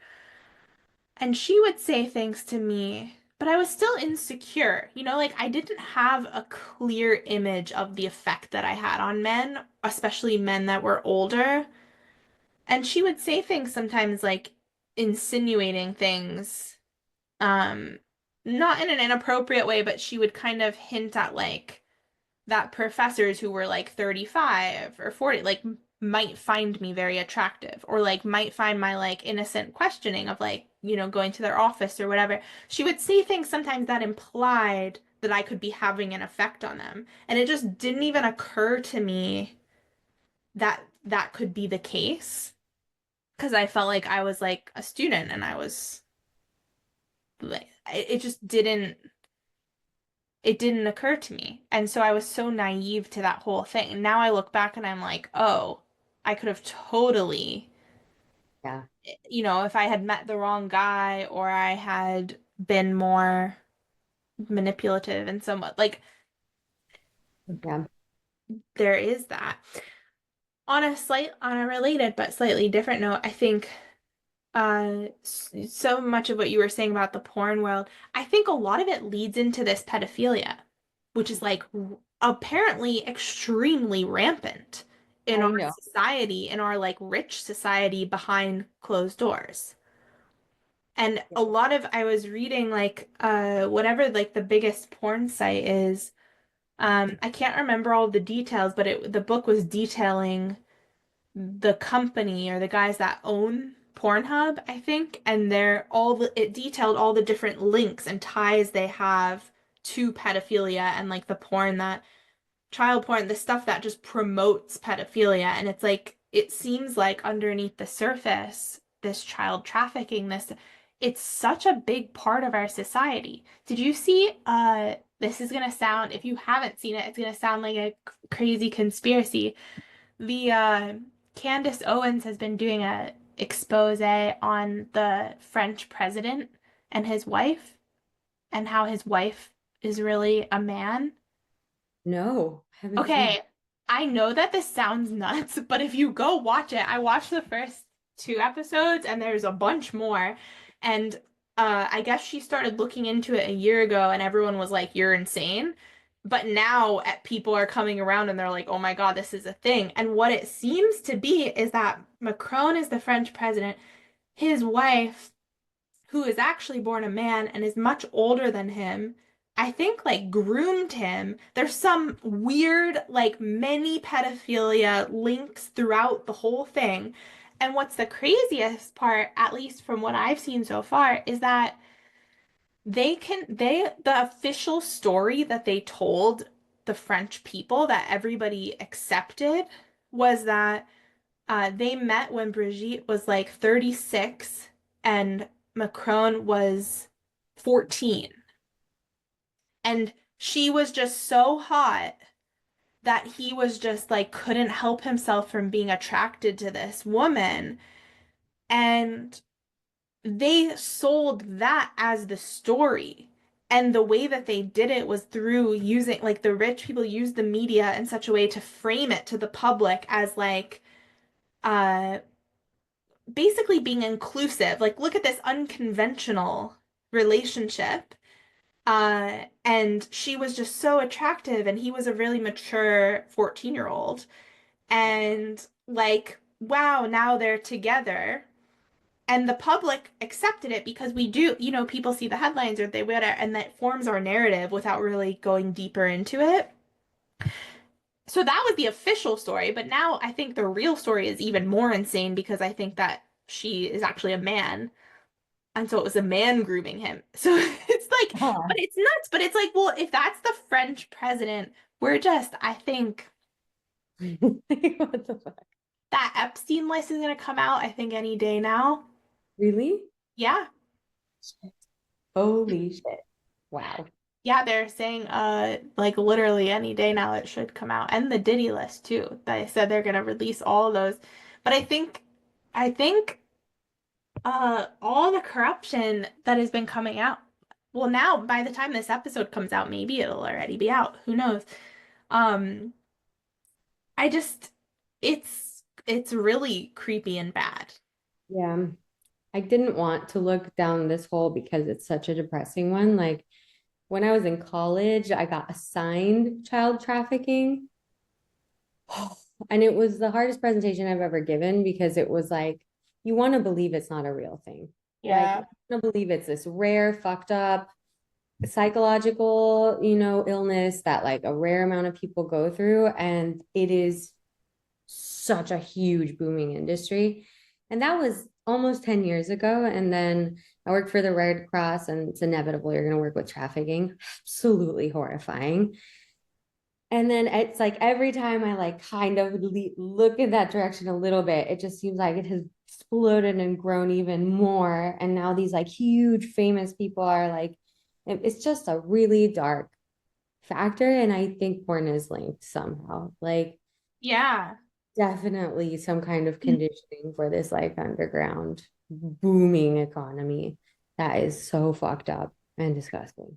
I think that I think you're right in the sense that it is very similar to drugs in that it becomes like a gateway, Yeah. right? Where I don't actually think we can open the door to certain sexual things like porn and all these things that on the surface it's like, oh, but I'm choosing, or it's like consensual or whatever. It only seems to lead to Yeah. these darker and darker and darker and darker places to the point where I think it's better to just shut the door from the beginning. Like that some desires are just not good. Like, no, that might be able to turn me on, but that doesn't mean it's a good thing. Yeah. Yeah. And I don't understand why, especially living in the States where we regulate so much, like indecent exposure. If I pee in a park, if I literally am about to pee myself pregnant and I have to pee in a park, I could get a pedophilia sample for the next 10 years Yeah. and inform every single one of my neighbors that I'm a pedophile when I move somewhere. For pee, Uh-huh. but porn is unregulated and I can watch whatever the fuck I want. I can find child pornography. Like, why? What Yeah. doors so extremely? So what are we protecting people from Well, urine? there's so much money in it, right? And then you also have, when you have so much money, I've been learning, I don't know a ton yet, but it's a very big interest of mine is this lobbying of the government, like by businesses, corporations that have tons and tons of money to throw at things, where they lobby so that they get certain laws passed or not passed or like certain things written up and I imagine that there's a lot of that going on with the guys who have tons and tons of money from running porn things. Or Yeah. like why is OnlyFans legal? Like it doesn't make any sense. It doesn't make any sense to me. But if porn is legal, then anything goes to Because some extent. prostitution isn't legal, right? So why but OnlyFans is not construed as that? I guess it's more like porn.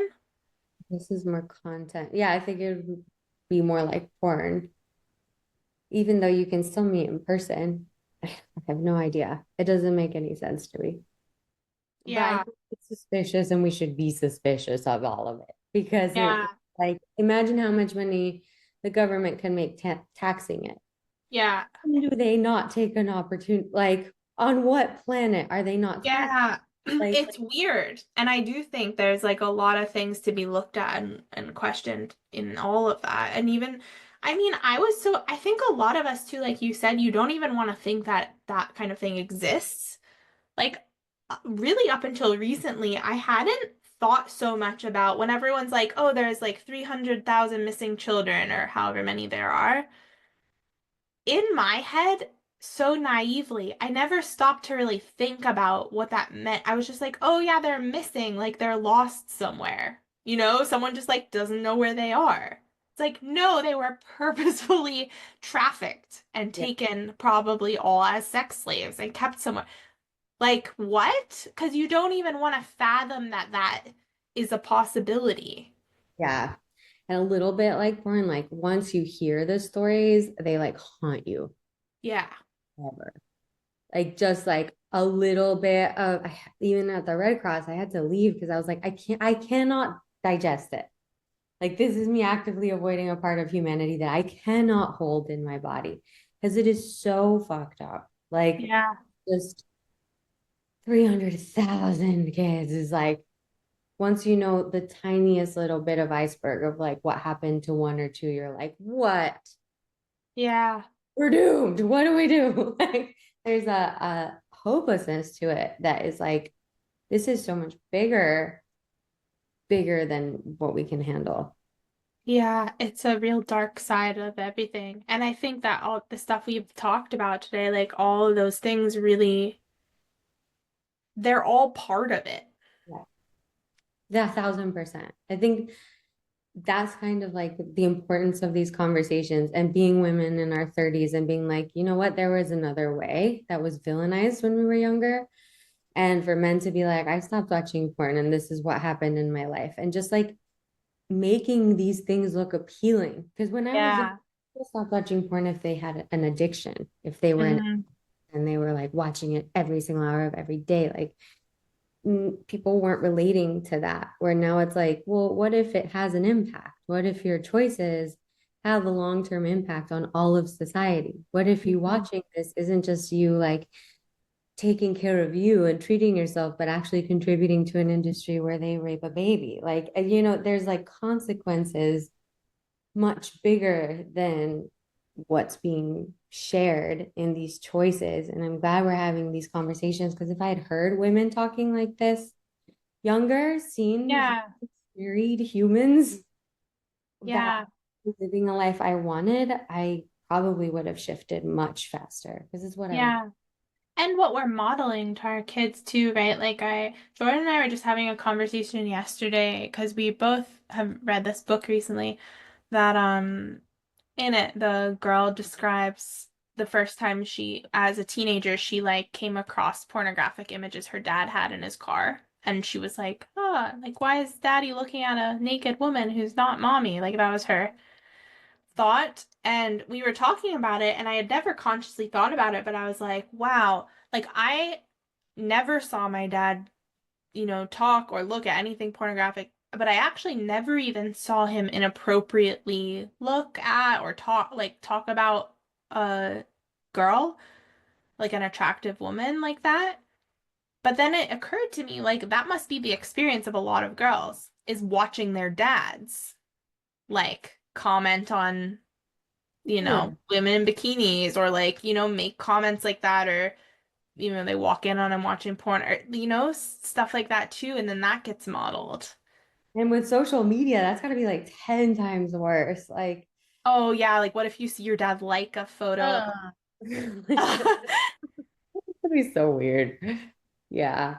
Yeah. I found my dad's comic books and they were all like, Superman comic books were didn't used to be super appropriate. And it had a whole bunch of that crazy stuff in it. And it was weird to feel that with dad, but I cannot imagine if you're like dad's liking someone who's like 15 years younger on Insta, like, oh, and then she's like close to your age probably, and you're just like, oh, this is really, no. yeah, we gotta put a limit on it for everybody. An interesting point that Louise Perry makes in her book, in that book we talked about, is that she says that she actually acknowledges that polyamory might be more natural in for humans in terms of biology, like biologically, um, what's the word? Evolutionarily, it might be better for humans in that sense. It might be more natural, but she makes a very compelling argument that monogamy is better for societies, like for humanity in general, for the success of humans and the success of families and society. The structure of monogamy and a family like that is way better, and makes for healthy societies. And I thought that that was a really compelling and interesting argument because we've seen, I remember we both had to read that book, right? Is it Sex at Dawn? That kind of makes the argument for Female poly. polygamists. Yeah. And specifically that like women are the more polyamorous species. I totally agree with that. I mean, especially in a world where like overpopulation is the thing, like we don't need to be following our biological impulses right now in order to like sustain the Well, species. Elon Musk claims that we're underpopulated. What? Does he? What? That's why he's having so many children. And I'm not arguing for the way that he's going about it, but uh I thought that was an interesting point because there's a lot of things we all just accept to be true, like, oh yeah, we're overpopulated. But he claims that we're underpopulated and that he says all of the humans on Earth could fit on one floor in the whole state of New York City, or in New York, the state of New York. He's like, there's not actually that many humans. What?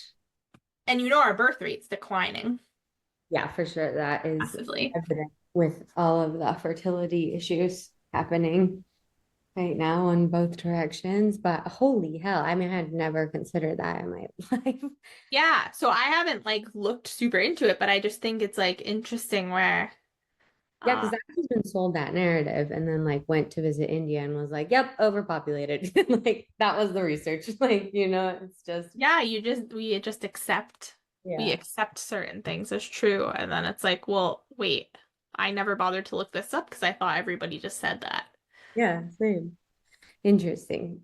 There's a divorce lawyer who talks about marriage, monogamous marriage, and he's like, I forget his name, but he's like, if technology, most people argue against monogamy because they're like, marriage fails 50% of the time. Like, would you go to a doctor who failed 50% of the time? And it's like, yeah, and the people that failed 50% of the time continue to try and get married again. It's like Mhm. 70% have a second marriage and like 80 have a third. It points to the fact that the technology might be flawed in some part and it's designed, but it's worth failing everything, losing everything, and then still trying again. And that's actually the more compelling evidence is the fact that the people that go through that misery then are like, no, I'm gonna do that again. Even Yeah. it's Well, the awful. thing is, but also that's only become the case since divorce became so socially acceptable. Mhm. And so that's another interesting point is just that I believe up until like the 50s or so, it was really hard. Up until a certain point, it was really, really hard to get divorced. They made Yeah. it extremely difficult and it was very like societally unacceptable. And then in the name of women's freedoms, they make it wait. And also, I think it came from a really good intention of there are some people who get into, abusive marriages or whatever. They need to get divorced. And so we have to make it easier for those people. But what happened was that when they made it easier for people, more people started doing it. Like people started taking marriage less seriously. And that was also around the time birth control was introduced. So Oh, women became a lot freer. And that's a whole other thing that I found out about was that apparently, since birth control was introduced, there's been even more abortions. Like they meant to like give birth control thinking that, they said something like abortion would be uh I don't know, whatever the quote is, like something but rare. But actually it became more so. that's It's really sad because you look at like there were things that had certain intentions that actually like haven't gone so well for us. like birth control. I get its liberation at the time, and it destroyed my health. Yeah. It's like demolished my health Yeah. so long, and I was on it for acne. It's like on some level, I like get its purpose at the time, giving women access to education and not being like not But should having we be removed from the repercussions of sex? probably not, probably not. I think Like that's like freeing and woohoo. I don't know. was it freeing? Yeah, like the cost was huge, huge. I don't know that the cost is worth it. No, if I had known, it wouldn't have been worth. I'd rather be pregnant with someone's baby I don't like and live with that cost than the amount of health ramifications that I had to go through decades of healing and still healing from taking this stupid fucking pill. Like it's just absurd. But Yeah, and then with divorce, what's interesting though is that had divorce not been available, I probably would have been even less willing to be monogamous right. originally. And you and Jordan were actually like the first example. Forget when he said this, that he was like, divorce is just like not an option. And I was like, Yeah, oh, that's like a choice you guys are making. It like changed my life. Literally yeah. down changed my life because I was like, that can be made from choice versus from like law. One feels very powerful and important and sacred and functional. Like it brings you really into like, what are the consequences of this decision? And the other one has always felt like, I'm Latin on one hand, so I've seen many Latin lives ruined by marriage. And that has been really scary. Like if they can't get out of divorce and they have like 7 kids and it's abusive, it's like there's a lot of that happening over there. And so again, like the importance of modeling just through like your personal lives is like change the world in a way that like maybe not legalizing it wouldn't have been beneficial either because of Well, it so goes, yeah, I think it goes back to that whole thing of, um, oh, what was I gonna say? It goes back to, what were we just saying? a divorce and birth control and the consequences of them, divorce, um, Oh, be- with the, oh, you were saying with the, oh, because it goes back to, I think, like,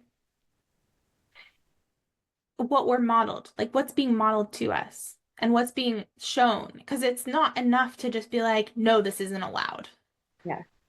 Because then you just like it doesn't land. It's like it, I think with marriage, um, what I wish that I was modeled and shown was like what a beautiful thing it is to choose to commit to somebody for life and to because when Jordan and I first started, like he was like, if I get married, I'm not getting divorced, and I was like, that sounds terrifying. I was like, I could get divorced 5 times and I would not care. Like that was how I entered the relationship, and it surprised me. Like the longer we spent together, and the more we deepened, and then that I wanted to get married, and then by the time we actually like were getting married, I was like, wow, like it feels good to say yes to this forever. And I can truly say that to you.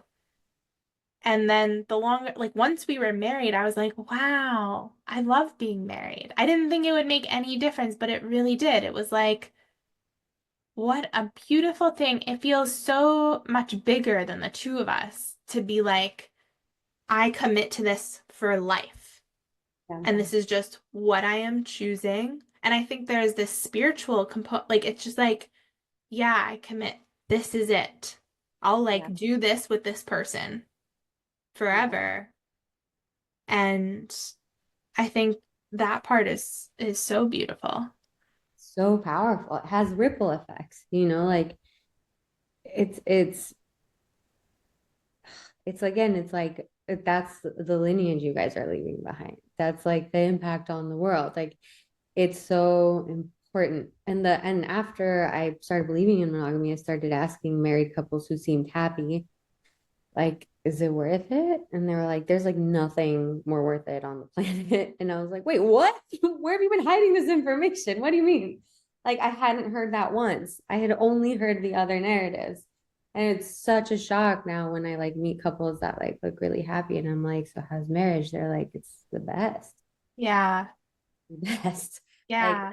hardest and it's the best, most worth it thing ever. And I'm like, why can't we hear more of this? Yeah.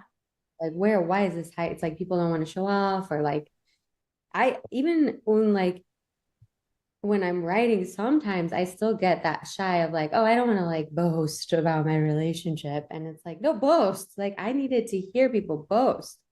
Well, the modeling I think is very important, and I've also been thinking about that in terms of children. And so for a long time I thought, ah, what happened? Are you still here? Oh, I'm getting a what? Sorry, I'm getting a phone call. I thought I have do not disturb on. Here you Mm. are. Okay, sorry. Um, ugh, Children. children No. modeling with children. So, have you noticed? You probably haven't noticed, at least maybe not consciously.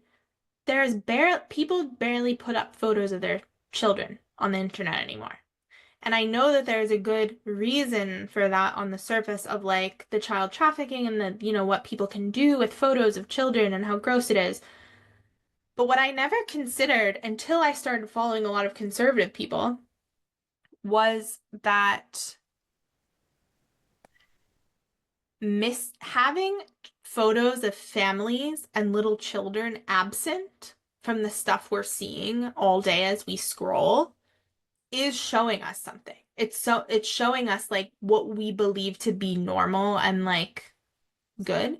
And what's been really interesting to me as I've followed more conservatives and seen posts, like I've seen arguments of people being like, they're like, yeah, people might do gross things with photos, AI, whatever. People are always going to do that kind of thing, but I'm not removing children from life. Like people should still see people having families happily, see children happily. And I I've been amazed at the effect it's had on me to see not that like because I don't think it's good to make your child like your brand, right? I don't think that's healthy for the child or for anyone. But seeing people I follow, like seeing occasional photos of them with 3 little kids, And even I think we see it with JD Vance's family in the White House and like just seeing like little kids around Paul. It's like that's isn't that what we're doing all of life for? Like for the little kids? Like we should be I think we should be seeing them a bunch to be like this is the priority. Like we care about this. And Really it's interesting. kind of weird what happens. I never thought about it before, but it is weird. I notice it in myself, noticing, like seeing the kids and how odd that is now to me. Like it's out of place. Yeah, that's such a good point. I had to literally go and find, once I got pregnant, hunt out like communities with moms who like love their business or like families who still work afterwards, just so that I knew it was possible. And it was pretty rare to find. Like there's Amanda Francis, like Kimberly Rose, like these are the people that like wear their motherhood and their business very unitedly. But it took time. Those were people already in my community. And I was like, okay, like this is gonna be it. But it's like there's very much that divide between, oh, there's successful woman and there's mother, that's it. Uh, Hmm. the identity immersion between the two is so rare that I was like, can you even do it? Like, what does Yeah. it mean Well, now? there is that, or there's people who put up photos of their children, but they cover their faces or they blur them out. And I think we don't actually realize the effect that that has because the child's still not really there. So you're not seeing like, oh, look at their cute family. You're like, kids are removed. Yeah, that's really And I interesting. know that's not the intention, but that is, I think, the effect or an effect. Yeah. And I think it's an important effect. Uh, I want to ask you one more question, if it's okay, is what do you think about abortion? Has that changed for you? Has it? That's a really good question. Yeah, yes, yes. And like I've had two. They were Mhm. with men that I am so grateful I'm not tethered to for Mhm. life. Um, and I think again, if like in an ideal world I had been modeled things differently, just taught to track my biology to not get pregnant because I was on birth control. Like these weren't irresponsible pregnancies. I was in committed relationships. And the older I get, and when I really faced not being pregnant, I was like, were they worth it? Like, I think had I not been able to get pregnant again, I would have probably never forgiven myself. So circumstance shifted it Mhm. in my favor, but I think that probably speaks louder about what I truly believe in it. Yeah, it's like it's enmeshed with the men. Like if it were with good men, I would have rather had the babies and been tethered and have a big family right now untraditionally and all of that. But I also so I mean, I don't think it's a good question to ask. Like, do you personally wish that you had not had those specific abortions? Because I think like it's kind of like saying like, should I have gotten married when I was 20? Well, I was like you can't really like you had your life path. It we can imagine it was supposed to go this way because it did, and you're in a beautiful place right now. So I don't think it's useful really to kind of go back and be like, should I, even me personally, like, should I have done anything differently? But I think the question is more just like, in should general, we be doing that overall? I think the limitations for it should be pretty high. Like you should have mental health counseling. Like there should be some serious borders to it instead of just being able to walk in. And I mean, I was in California, so it was made very easy. Um, I think there are some circumstances where it for sure should be allowed, Yeah. like incest and rape and stuff like that. Um, but But it's I wonder, I saw a woman comment the other day that she was raped. she got pregnant, she had the baby, and she was like, is the best, like, my child is the best human I've ever met. And I just like, would Wow. not have done it differently. And I wonder, people like, I think it's a really provocative thing to say. Like, people get so triggered by the thought of that. But I wonder when we zoom out, like, bad things can happen to us all the time. Like you can be in a car accident and be forever deformed, or like like things happen. But if there's a new life, I'm starting to think about it so differently, and I think I really want to have a lot of like in-depth conversations on this topic because I was so adamantly like pro-choice, pro-abort. Like in every instance, it was just like, don't tell me what to ever do with my body. But I did not have a conception of like, I was like, it's not a child, it's not life, it's a fetus, it's not real. And now I'm like, now wanting to get pregnant and like, I wish I never did. I saw a video of like an abortion at 12 weeks and I was just like, I should have never watched this in my whole life. And I'm just like, oh no, this is a baby. And I felt this changing for me. And then I had someone I knew told me uh, recently that she had gotten an abortion and she said it. She lives in a very liberal place and she said it so casually. Like it was like, uh, she was like, yeah, I just like, I have been tracking my cycle, but I wasn't really tracking it very well.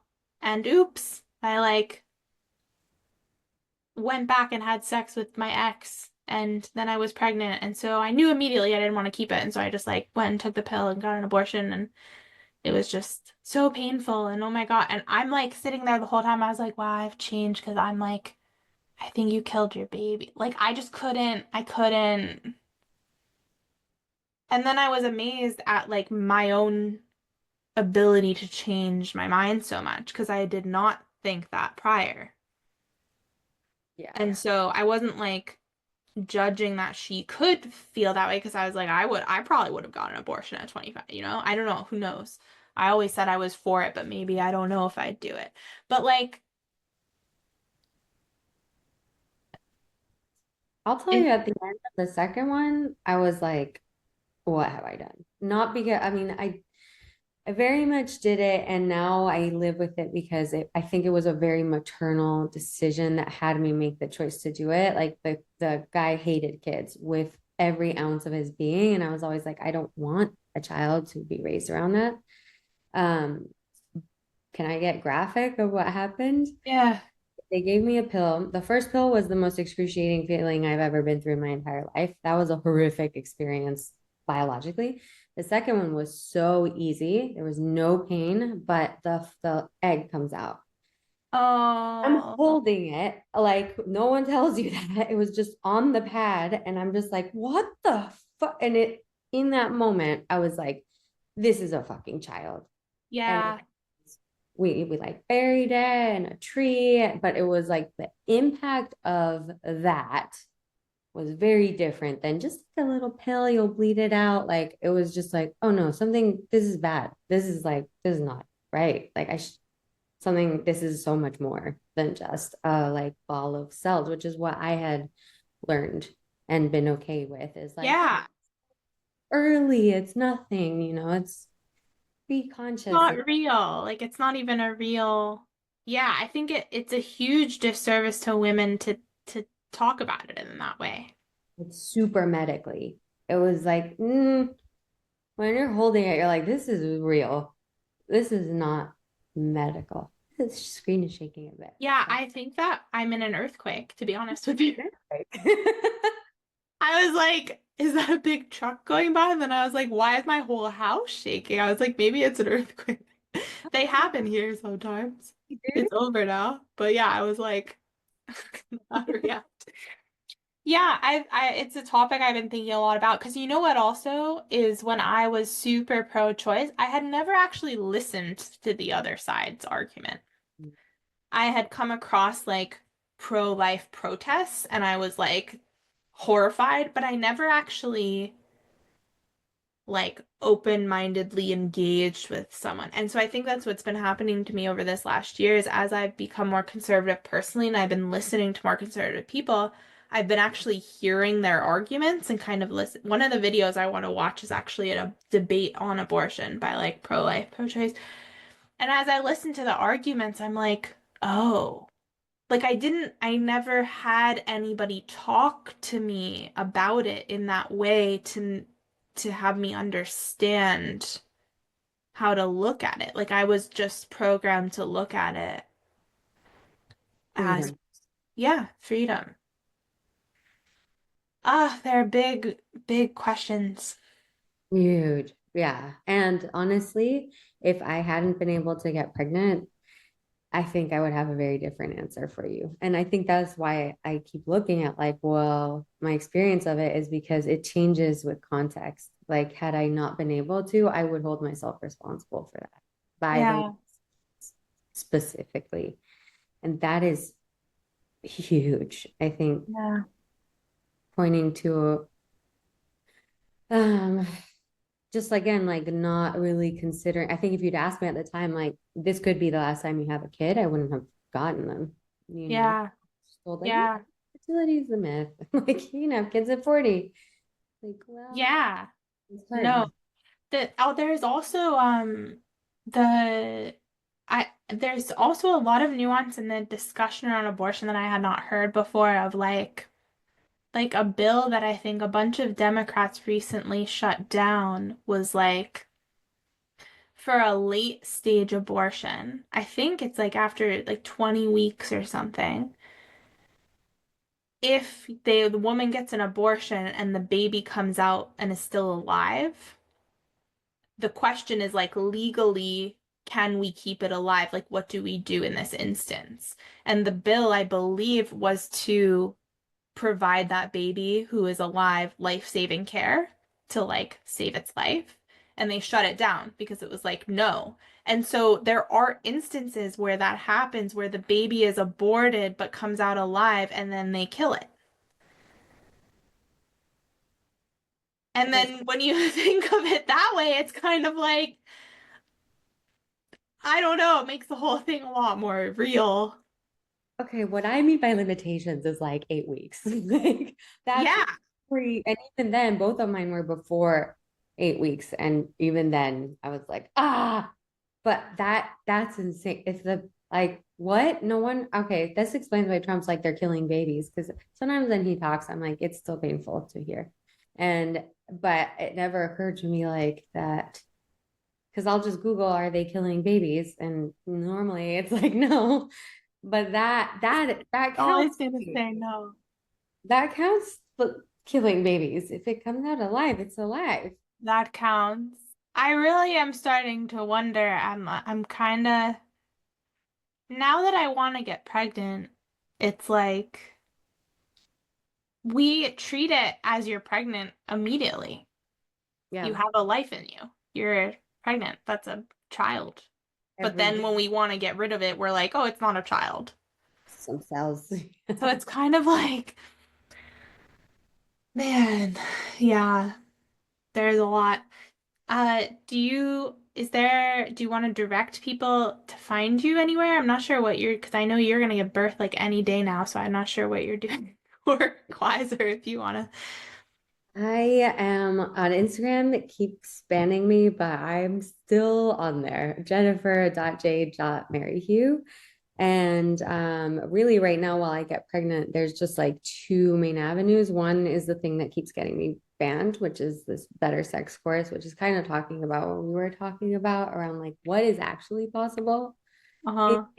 And then the other one's just like kind of philosophies on money and how to support your husband if you're not the money maker and bring things in that way. And so there's like a lot of online stuff percolating for the maternity leave, but Okay.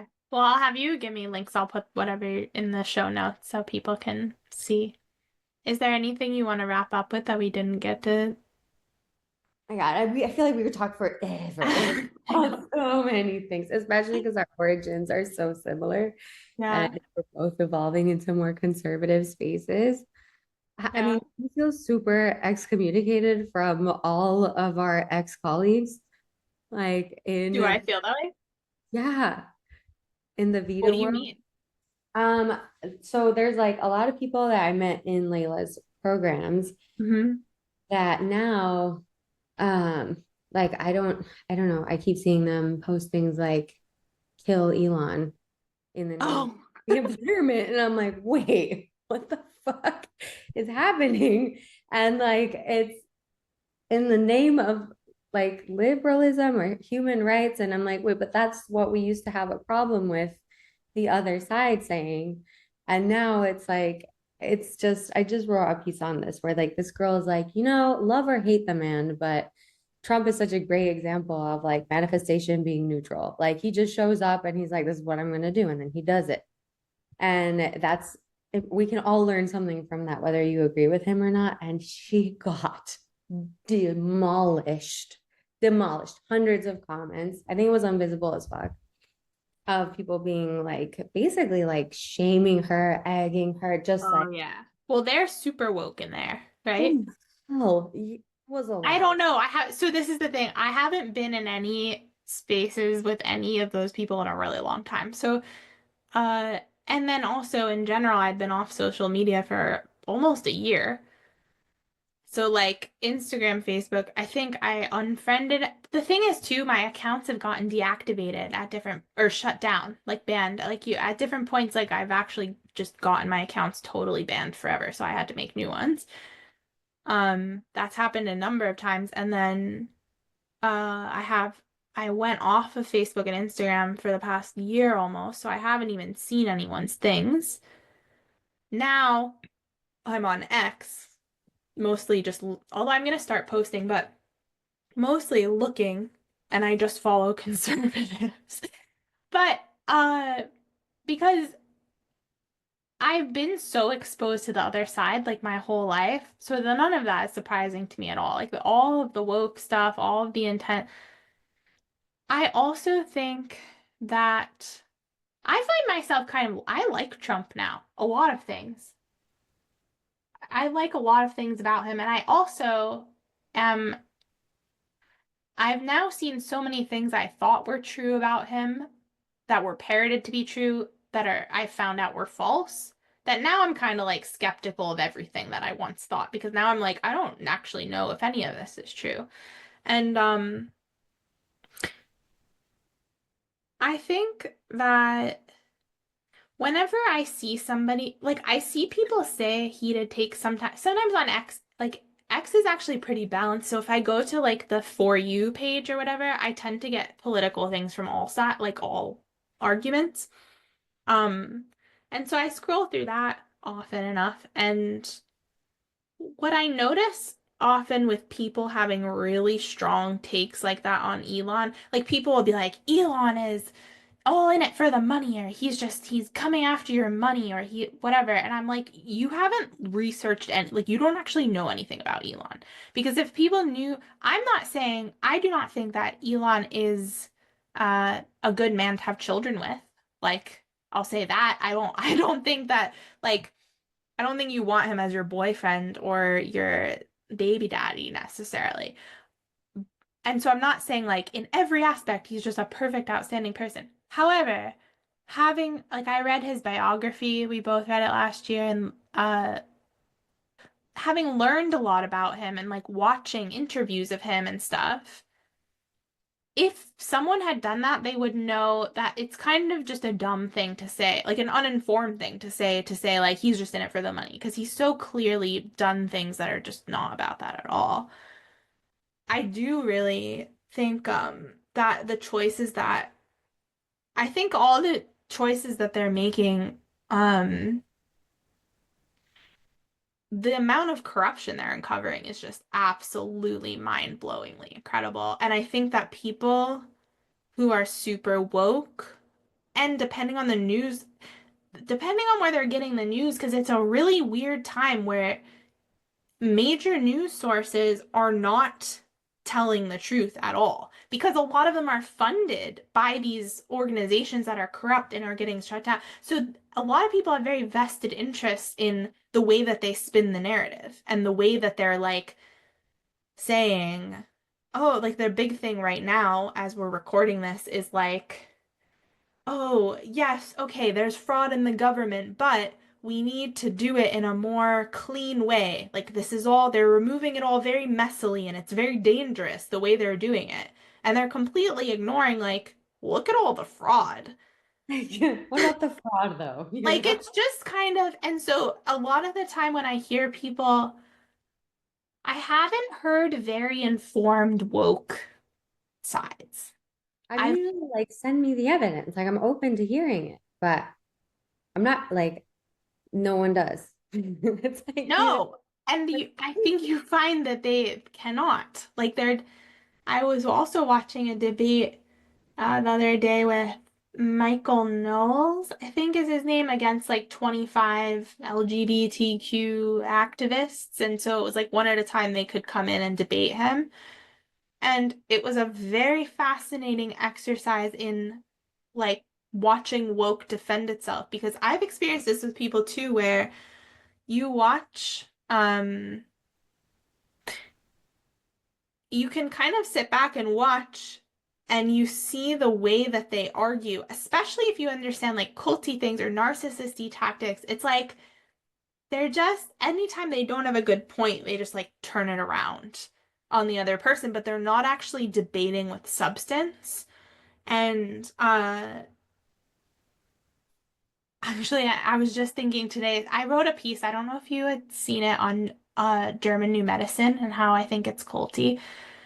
Some woman who I don't know, I just know of, like wrote a piece today that was like a big uh like pushback on, like she like took my piece and was just like, this is all wrong. She's a big GNM woman. Apparently she doesn't believe in seat belts because they're safetyism. So you shouldn't ever wear seat belts because that's just like trying to, I don't know. I guess that's the same as using medicine or something. So anyway, she's not very serious. Like I don't know anything about her. I don't find her to be a very serious person, but she wrote this whole piece and I was kind of interested because I spent a lot of time learning about GNM and I was kind of like, if I'm wrong about any aspects, I would love to know. Like I'm kind of like, let me see. Like, what did you research and find out? Did you find out something different? Like, but her whole piece was like this, it was basically just saying that my piece didn't make a good argument and was very unclear and very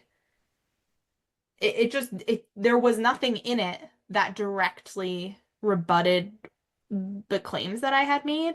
And I Yeah. find that in a lot of these narcissistic, I think woke is really full of a lot of narcissism like this, these arguments, or I find a lot of people like one person I was talking to recently, at a certain point she was like she would say things and I would be like, well, this is the information that contradicts that. And like, what do you think about this? And she was like, well, you're just really good at debating. And like, I'm not good at debating, or I have to go. It's like, Yeah. maybe it's just because you don't know what you're talking. Like, you don't actually, a lot of these beliefs and these arguments that are based on these just, I just have this belief that this is the right answer. You have to be able to back it up. Yeah. And like, where is the discourse? Like, I remember when I first moved to the States, my first time living here was for college. Huge culture shock was Right, Florida, because where did you live before? London. In Okay. London, you go to a bar, you're talking politics like with Hmm. people all It over was the world. very that way in my experience of Europe too. Yeah, it's just, and no one's like getting deeply insulted because most of the people at the table have all been raised in different countries. It's different culture. But in Florida, I would meet that type of attitude from extreme Republicans of like anger and rage. It's so the opposite now, where like it's like the sides have switched. Like the Republicans are like, yeah, I can tell you why I think this, and here's the information I have. What do you think? And the left is like, this is oppression. Fuck you. You're the problem. You're a Nazi. And it's like, wait, but like, I actually would like to know what you're pointing at. Like, Yeah. it's true. that Elon is censoring X. Like I've heard his reasons for doing it. That sounds fantastic. Like freedom of speech, all of the philosophy behind why he did X to me, as someone who's been banned and seen people I Yeah. respect, was like finally someone is doing something, Yeah. anything about it. I haven't been able to have a conversation with a single person on the other side who can help me see it. Like if it is all full of shit, I would like to know that as Yeah. well. Well, Somehow. that was another thing someone had said to me recently was like, she was like, X is far right. And Yeah. I was like, have you been on X? And she was Yeah. like, no, but all of my friends have been posting about how they left X because it was far right. And I was like, okay, but have you ever been on there?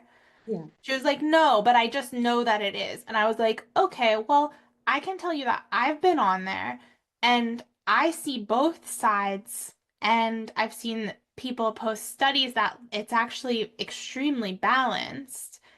And I don't think Elon is a perfect person. I think Laura Loomer attacked him recently and he kind of banned her for a bit. So I think he does have, but I think it's a little like, you could be like, okay, he's a person. He might have sometimes these things that are not perfect, but as a whole, I also have seen tons of people attack him and he either engages with it or he leaves it up. Like I've seen people be allowed to have extremely AOC attacks him all the time and they have funny back and forths.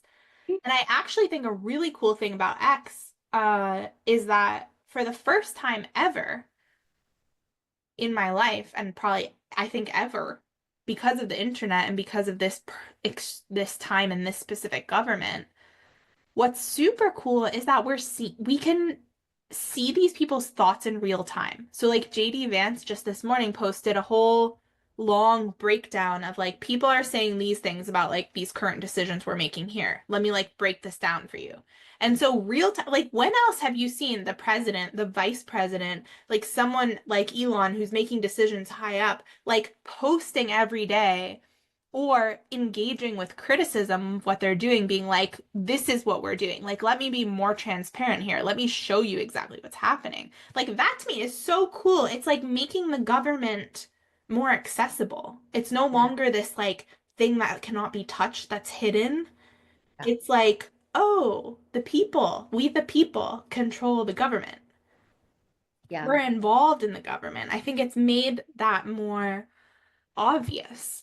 Um, But I think any super woke people and worlds are it's very culty to me, the mindset, because anytime you cannot even question or really have a discussion of just what are both sides here, Yeah. when one side doesn't even have a voice because they're just wrong and fascist and you know what else I've been learning recently is I want to do a whole episode with someone on this is like the distinction between capitalism, socialism, and communism. Well, that would be great because everyone calls socialism and communism the same. They do, but I also thought socialism was like super great. But actually, and everyone's like anti-capitalist. But now because I did an episode previously to this one where we talked about capitalism a little bit, and afterwards I was like, I don't really think I know what capitalism is. Like I think I know on the surface, but I don't actually think I know what it is. So I went and I learned more, and now I'm like, I like capitalism. And what I heard from this guy was you kind of want what we have had, which is like a sort of blend of capitalism and socialism.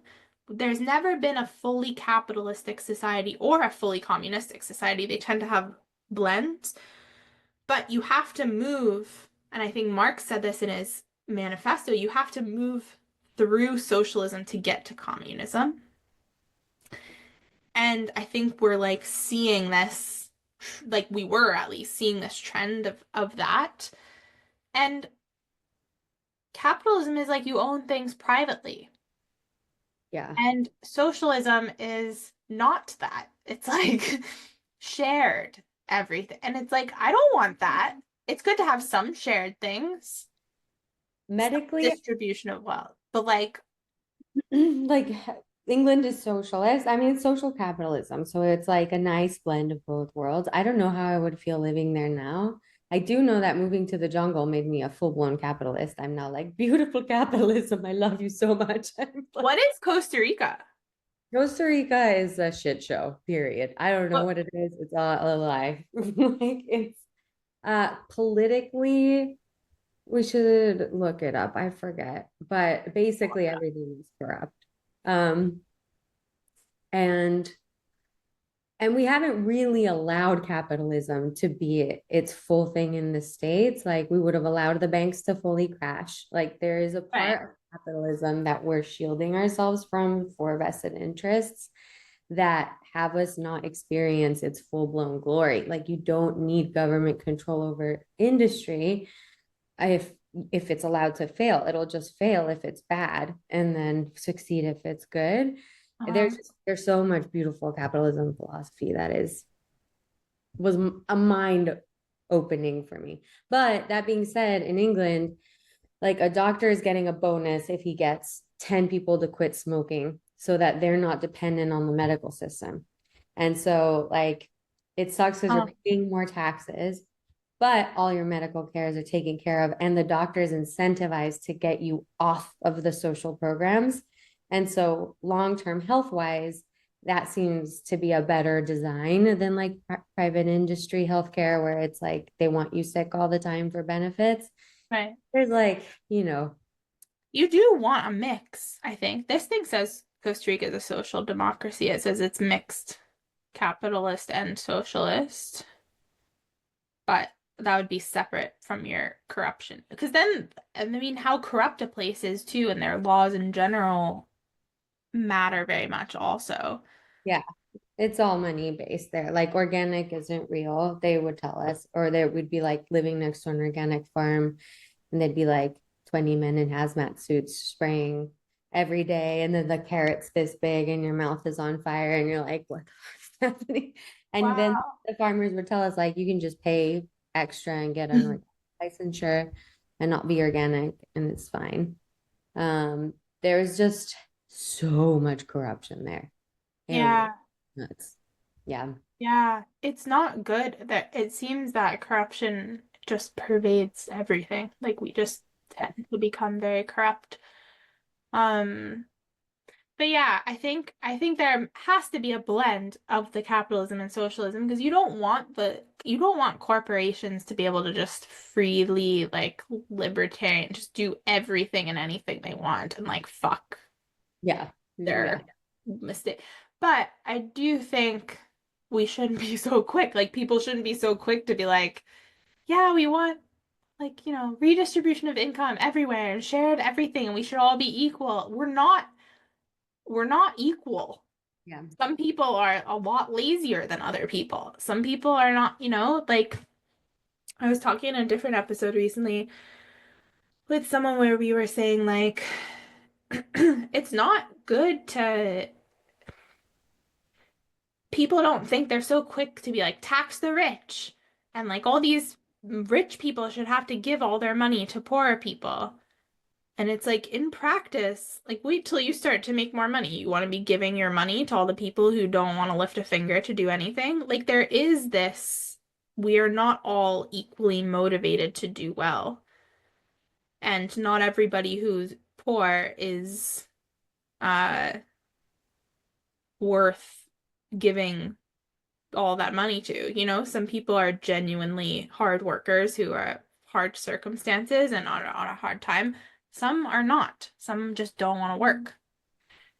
Or are, like there are many different things, but like this we should just all be equal and everything should be fair and we should all I think a lot of the wokeism is has this idea of fairness and this ideal world that is never going to exist. I used to be this person. Yeah, me I'm too. so rich. Like literally like We should all be equal. We should have open borders and everybody should be nice to everyone. And if we just didn't have our society set up in this way, then everybody would be equal. everyone would And I care. think where we don't talk about this point that is never, ever, ever going to occur. And I think that's a good thing because who would be in charge of that dispersion. Like there would innately still be somebody in power who is a human being who is in charge of everybody's wealth and the capacity. Like dystopia Yeah. exists for a reason. Like now, and not every rich person is evil. Like just because someone has a ton of money doesn't mean they're greedy and hoard it all to themselves. Maybe for one family lineage, them being greedy and hoarding is actually quite appropriate. Like Yeah. maybe, you know, with my grandma, for example, she inherited a lot. She like, she's not a good example because she did give a lot socially, but let's say she didn't want to and her whole life was just luxury and living inside and like spoiling herself. Like, I think that's appropriate for someone that went through the Holocaust, like in their lineage, is to Right. have all that money and not need to share it because what they're healing is something so fucking immense. And I don't think Yeah. only reason to justify it, but it just goes to show like not everybody is responsible for the masses, nor can they be, especially if No. they don't want to be. Like finances are a reflection of who we are and our energy, what we've learned, what we need to learn, our trauma, all that good stuff. Mhm. Regulating it robs us of the opportunity of being able to like explore life through the accumulation and expression of that energy. I think your grandma is also a good example because she did give, like, you're like, even though she didn't have to and she had a lot, like, she chose. I think, like, we model choosing as a good thing. Um, yeah, I just think people don't really stop to think what the outcomes of what they're looking for would actually mean. Yeah. Um, and I don't see those views really panning out to a society that I actually want to live in. Yeah. I want to be able to choose like what I think is important enough to receive my energy because I think it's important, not because I think everyone should think it's the thing to give to, but Yeah. because that's where I want to put my value into. And if I didn't get that choice, then we just kind of get taxed again, like the government, you know, and they Yeah. goes, and that feels super unsatisfying and empty. No, it's terrible. And even with stuff like racism, right? They want to get rid of racism. You're never gonna completely get rid of all racism. And the question then becomes like, what is actually making the problem better or worse? All this DEI stuff is now proven to make it worse. It makes it a lot worse. It makes people more racist. It makes them focus so much like now there's way more racism. It's blatant and loud and people like I think we have to also sort of be okay with there being things about the world that aren't great. I think it is better to treat racism as a thing, like let people say whatever they want, make it really loud, bring it in public so that we can all then be like, no, we don't like this.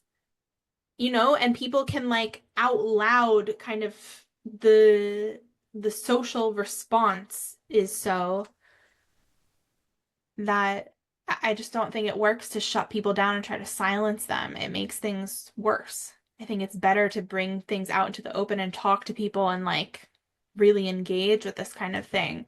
I think that ends up making it less powerful, even if there's some people who are still super racist or they hold to whatever ideas they had. I think overall it's I don't think it's ever a good idea to shut down people's speech in that way, especially, which is a lot of what they're arguing for. Which I mean, we've lived. I used to. I think you were as well. I was like, yeah, cancel Trump, get him off, like Yeah. all platforms, and then we got silenced, you know, and then like It's Charlie Kirk, not fun to be shut down like no, that. and it feels really unfair, but it's the risk that you're actually lobbying for. You're actually saying like someone else gets to decide who Yeah. gets to have voice or not, and where's the limit to that? You know, mine is literally triggered every time I forget to censor the word sex. It's like I'm not even talking about sex. I'm just Yeah. referring to the thing. Is I that think the I heard them say they're gonna roll back on like word? be less strict, so hopefully it Fingers crossed. I haven't even gone back on Instagram or if it's for that reason because I'm just like It's exhausting. first of all, I just kind of I don't feel like it, but also yeah, there's just this I'm like, am I gonna get shut down for everything I'm talking about? Because now I'm like talking about even more intense things. I'm just like, where can I post this? Can I post it anywhere? Um, It's very important. And yeah, I don't know if you've seen in the UK there. In Germany, did you see the video too, especially in Germany of the like lawyers or whoever the interview was with on some US platform? They did an interview where they were saying like the laws in Germany now are like if you post a meme that's mean, you can go to jail. If you say an insult online to someone, you can go to jail. If you post something about someone that's mean and then, or if someone else posts that and then you repost it, you just retweet their tweet, you can go to jail. wow. And they've just done something now I saw this morning. I didn't look into it, but and this will be probably like a month ago for people who are listening to this live, but like Apple now is letting Germany into like people's photos and people's like phone history. There was some real breach of privacy. So it's just, we don't want that. And they think they're like, oh, we're protecting all these people. No, this is terrible. Someone can come to your house. I've seen videos of the UK too, like cops showing up to people's houses being like, you posted this racist thing. And sometimes it's not really racist. It's people being like, hey, we're worried about these Muslim men grooming young white girls in our town. And Yeah. they're like, that's Islamophobia. Holy shit. It's like people don't understand. How It's quickly not did good. this escalate? I don't think hate speech laws are good at all. It's horrible because you have to think about who decides what's hate speech and not. BC Yeah. has those laws. I need to get out of BC. I'm like, I can't. They don't Mhm. seem to really enforce them as strictly as they're being enforced in Europe right now. But like that, I read through the page the other day and I was like, this is horrifying because Escalate. they deem things as a protected class, like trans people are a protected class. So you saying like, I don't actually think that these men claiming to be women are women, hate speech. What happens? It's like, well, but in BC, nothing yet, but in the UK or in Germany, you can go to prison. Like you're just like, you can't say things. So it's like, and it was wild to watch them confirm it. They were like, is this a law? And they were like, yes, it's for the good of the people. No. No, that's really wild because when I lived in London, like one of the things that was so powerful about growing up there is you could literally get a box, go to the park, stand up and be like, I am Satan. Now argue with me. And like people would argue with you all day long, just like discourse. And like very serious, like it was very entertaining. But it It's was not that way now. through respect and through discourse. Like that was very much how I learned about other political views. And I haven't been Mhm. a really long time. So A it's large part of the problem with Europe too is that they're letting all of the Muslim people in through all of the borders and they're coming all in and they are bringing extreme values along with them. And then you can't question Islam because it's Islamophobia. Mhm. And they don't stop to be like, hey, there was a woman from Sweden there's a woman from Sweden I follow who is posting, they've let so many refugees into Sweden. Now there's areas of Sweden that are no-go zones where they like bomb and do all crazy things. Police can't enter. Ambulances can only enter with an escort because they've taken over these areas. Like people don't stop to think that that could happen where they live. They're like, yeah, let everybody in. Not everybody has values that we have in the Western world. And the West in Europe is being overtaken by other values.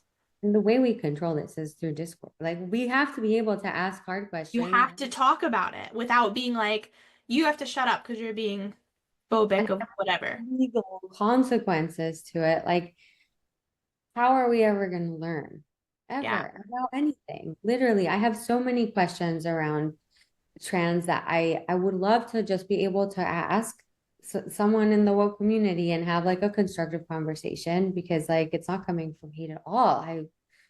I don't mind what you want to be in this world, like at all. I will support you. I'll call you whatever you want, honestly. But I have very important questions around like biology and how this affects like how I teach my daughter, and like why are things being taught to like preschoolers that we haven't taught them before at an age appropriate time. Like I would like to have these conversations, and I don't know where to go to a place where it can be a conversation. And I think that is already so dangerous. It's oppression in action. It's the thing that Mm, they're fighting against, but they're using the thing they're fighting against to do it. And yeah. it's the same mechanism then. It's And it gets so crazy because it's the it's the narcissistic culty stuff and but you say that about the woke side, you're like, oh, they're doing this tactic, but then they are accusing you of doing the same tactic.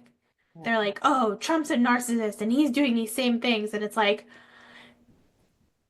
you have to be so careful because one side, like the evil can masquerade so well as good. I know that so well from my own experiences. It can portray itself as good and truth and light, and it's the opposite.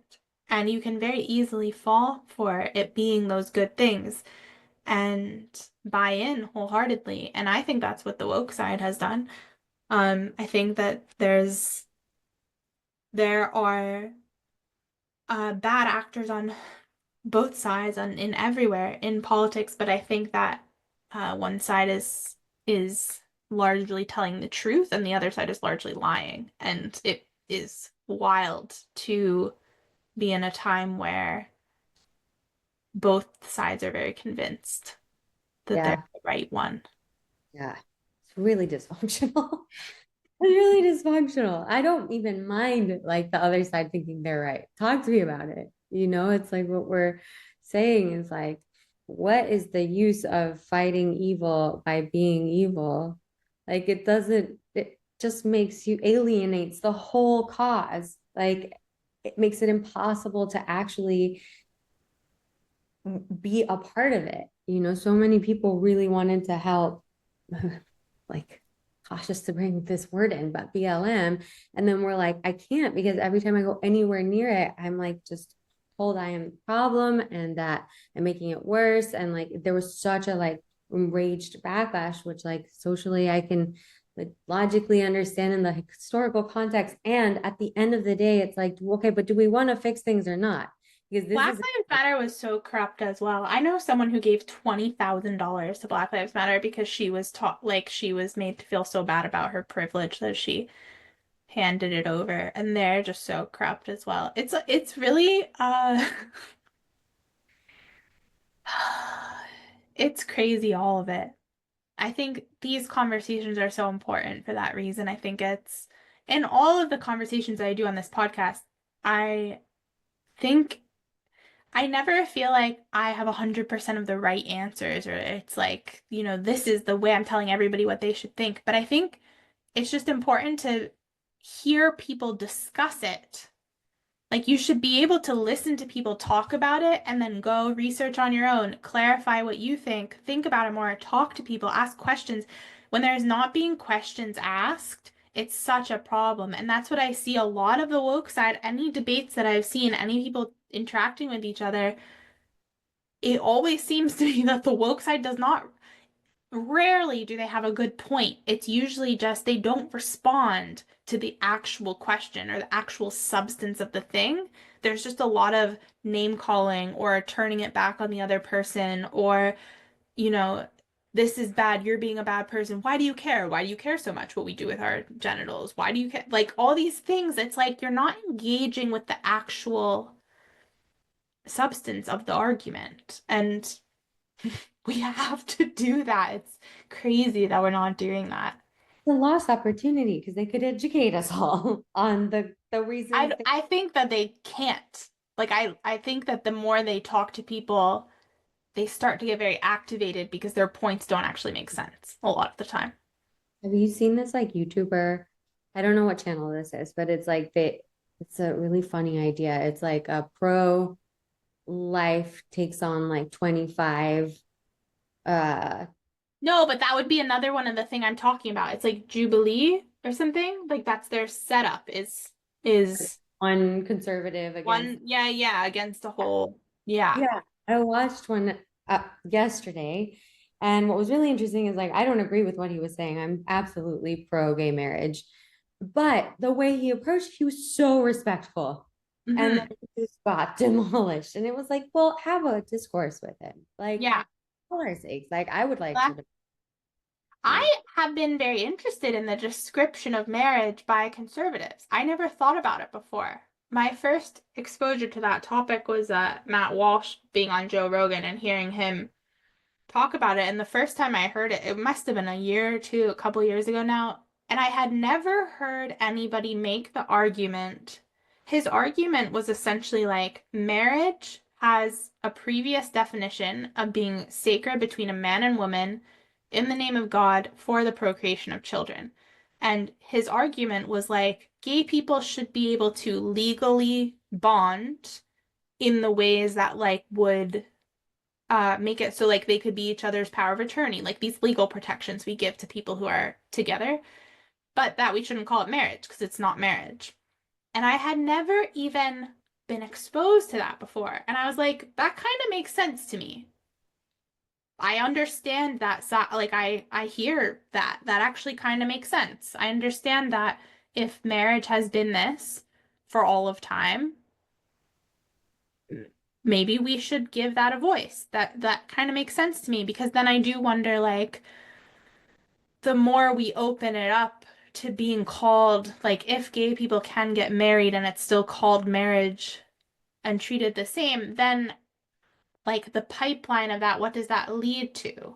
Like, it sort of, does it lead to the, like, desacralization, if that's a word, of what marriage is and always was? And I think as a society, we have moved away from marriage being treated as this beautiful thing that we're upholding and wanting more of and wanting to be a lifelong commitment.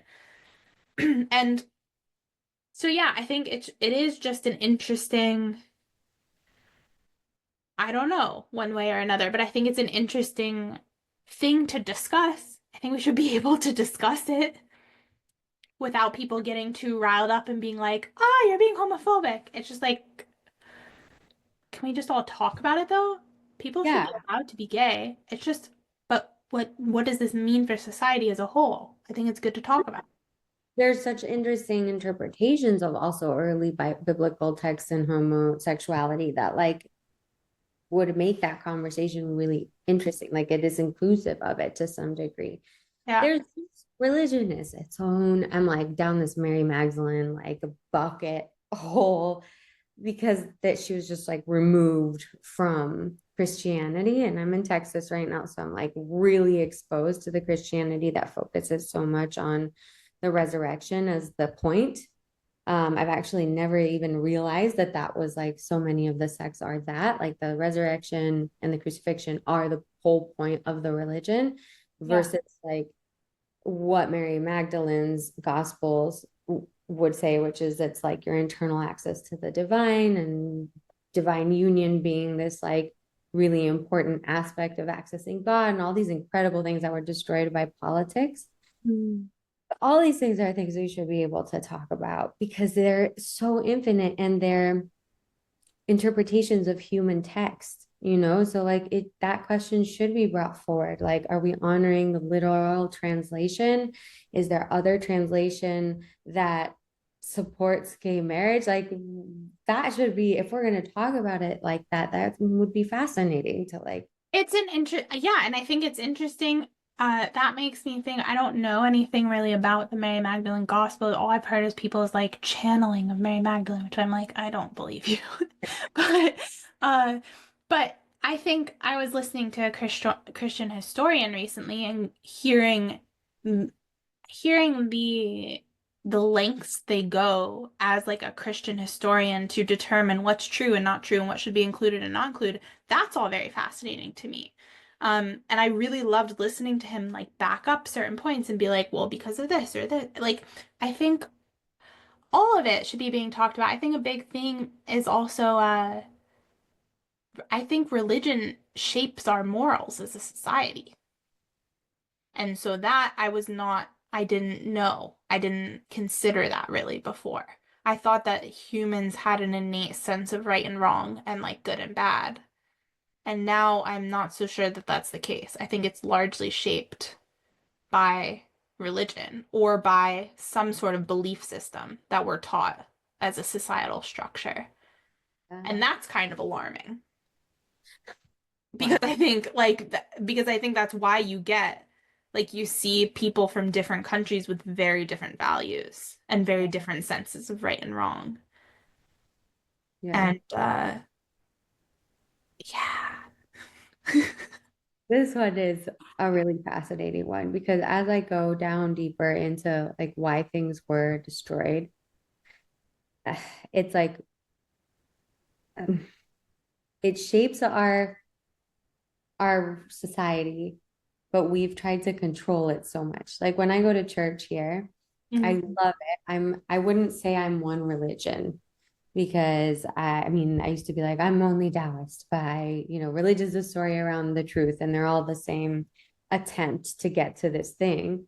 And when I go to church here, it's like beautiful. They have like music and that's how they access God is they're like singing and they're tapped into something. But then when you listen to some of the preaching and there's so much missing in any feminine representation in it, I really feel that void. And then you Mhm. research it and you see because like some emperor was like, that's heresy now, let's get rid of it. Yeah. So hard to like trust religion as we see it today because it's been so manipulated Yeah. by political incentive. Yeah. And so it's like on one hand, I can see how it's so necessary and genius, this like practice access to spirit and telling people to think outside of themselves. And they're clearly tapped into something so big here because the state identifies with it in Yeah. some way. And it's also, they're not teaching historical context. They're not Yeah. like, yeah, the feminine's missing. They're like, it's sacrilegious to Yeah. honor Mother Mary. Like if you have a statue of Mother Mary, it's literally a sin. Like that's easy to me. And Yeah. I think that you cannot just learn religion from a church or from whatever. Like, I think it has its place that's very beautiful. And we've been exploring that as well. And I think, you do have to look at it very critically. For yeah, me, when I started reading the Bible, I was amazed at the difference between what the Bible said about sex versus what I thought Christianity said about sex. yeah. Like, have you seen the Songs of Solomon? I think it is a book in the Bible. What? It's the poetry one. Yeah, it's like poetry about sex, and it's beautiful. I was like, this isn't the Bible? What? Everything I thought I knew is like has turned on its head. I was like, wait a minute. And then I started reading like what it actually said, like the Proverbs, like its recommendation for marriage and sex. And another thing I think too is like I think the church and the way that people have led things instills a lot of shame. There's actually no shame in the Bible. Like, I don't think that there was ever meant to be shame. I don't think God and Jesus is like shaming us for sin, but that's a human thing that has happened because it's God is very forgiving, actually. They're like, Yeah, oh, yes, you're gonna sin, and I love you. It seems yeah, very like there's not this like shame, you're so bad, but I think a lot in Catholicism too, it seems to be quite strong. We so I was baptized Greek Orthodox, and so um there's not an Orthodox church where we live. And so for a while we started going to the Catholic church here. And I don't know anything about other Catholic churches. It might not be like this. It might be to the just exclusive to this one, but I found it odd because the priest like it was full of a lot of shame, it seemed to me. The mass, the way he talked about things. And then he also like sometimes brought politics into it, which I thought was really inappropriate some in a way for a priest, like the way he was and he was on my I was on the same side, like I shared the same views as him, but he was kind of he like talked about Jordan Peterson like in a sermon and I was like, I don't know, this is kind of weird. This is a little weird to me. I just don't this doesn't feel like what I want church to feel like. And we went on Christmas. There's a Greek Orthodox church off island, and that feels so like home to me, that church, because there's the Greek language. I think it's beautiful. Everything's sung, like it's chanted. There's incense, there's so much smells. It's beautiful. Like everything about it, I'm just like, oh, this is beautiful. And there's a lot of tradition just inherent in it, and they're so like they're professional, the priests, the way they talk, and that I love. And so I'm like, oh, I'd love to find, I don't know, I'd love to find a church that we can really feel good about, and form community in, hopefully when we move. But I do think you have to be really careful because humans are leading churches, and like clearly it's not always done well, and yeah. I literally, with the church that we go to here, I love it so much, except for that one tiny thing of like the complete lack of feminine representation and it being a sin to honor it. And so I'm like emailing them all the time, like, who can I talk to? I have questions like, how do you guys not talk about the destruction of this gospel? And they're totally open to talking about it. So we'll see how it goes. That's a good sign. Yeah, Like, totally. and that's why I think that, like, that's when I think you know something is not too culty. Like, religion, everything's gonna have a sort of culty aspect to it in some ways, but whether it's constructive or destructive is a very important distinction. And also, just like, if something is really open to questions and genuine, like, discussing, that to me is a great sign. Yeah. Yeah, I agree. I agree. I think you want to watch out for things that are like, you can't ask that question. Like it's a sin to ask. It's a sin. Yeah. Like, no, you don't want that. That doesn't make any sense. You know, if it means something innately about you to have a question, there it's a dangerous system, like because that's how we learn to understand things is by asking and testing and questioning. And that is so like Getting it that, wrong sometimes. You yeah. gotta, yeah, Yeah. yeah. Well, I could talk to you forever. I feel like we're gonna end. I'm like, I have to go lunch. Same. But it's Great. been so nice chatting with you. I'm sure everybody will love it so much.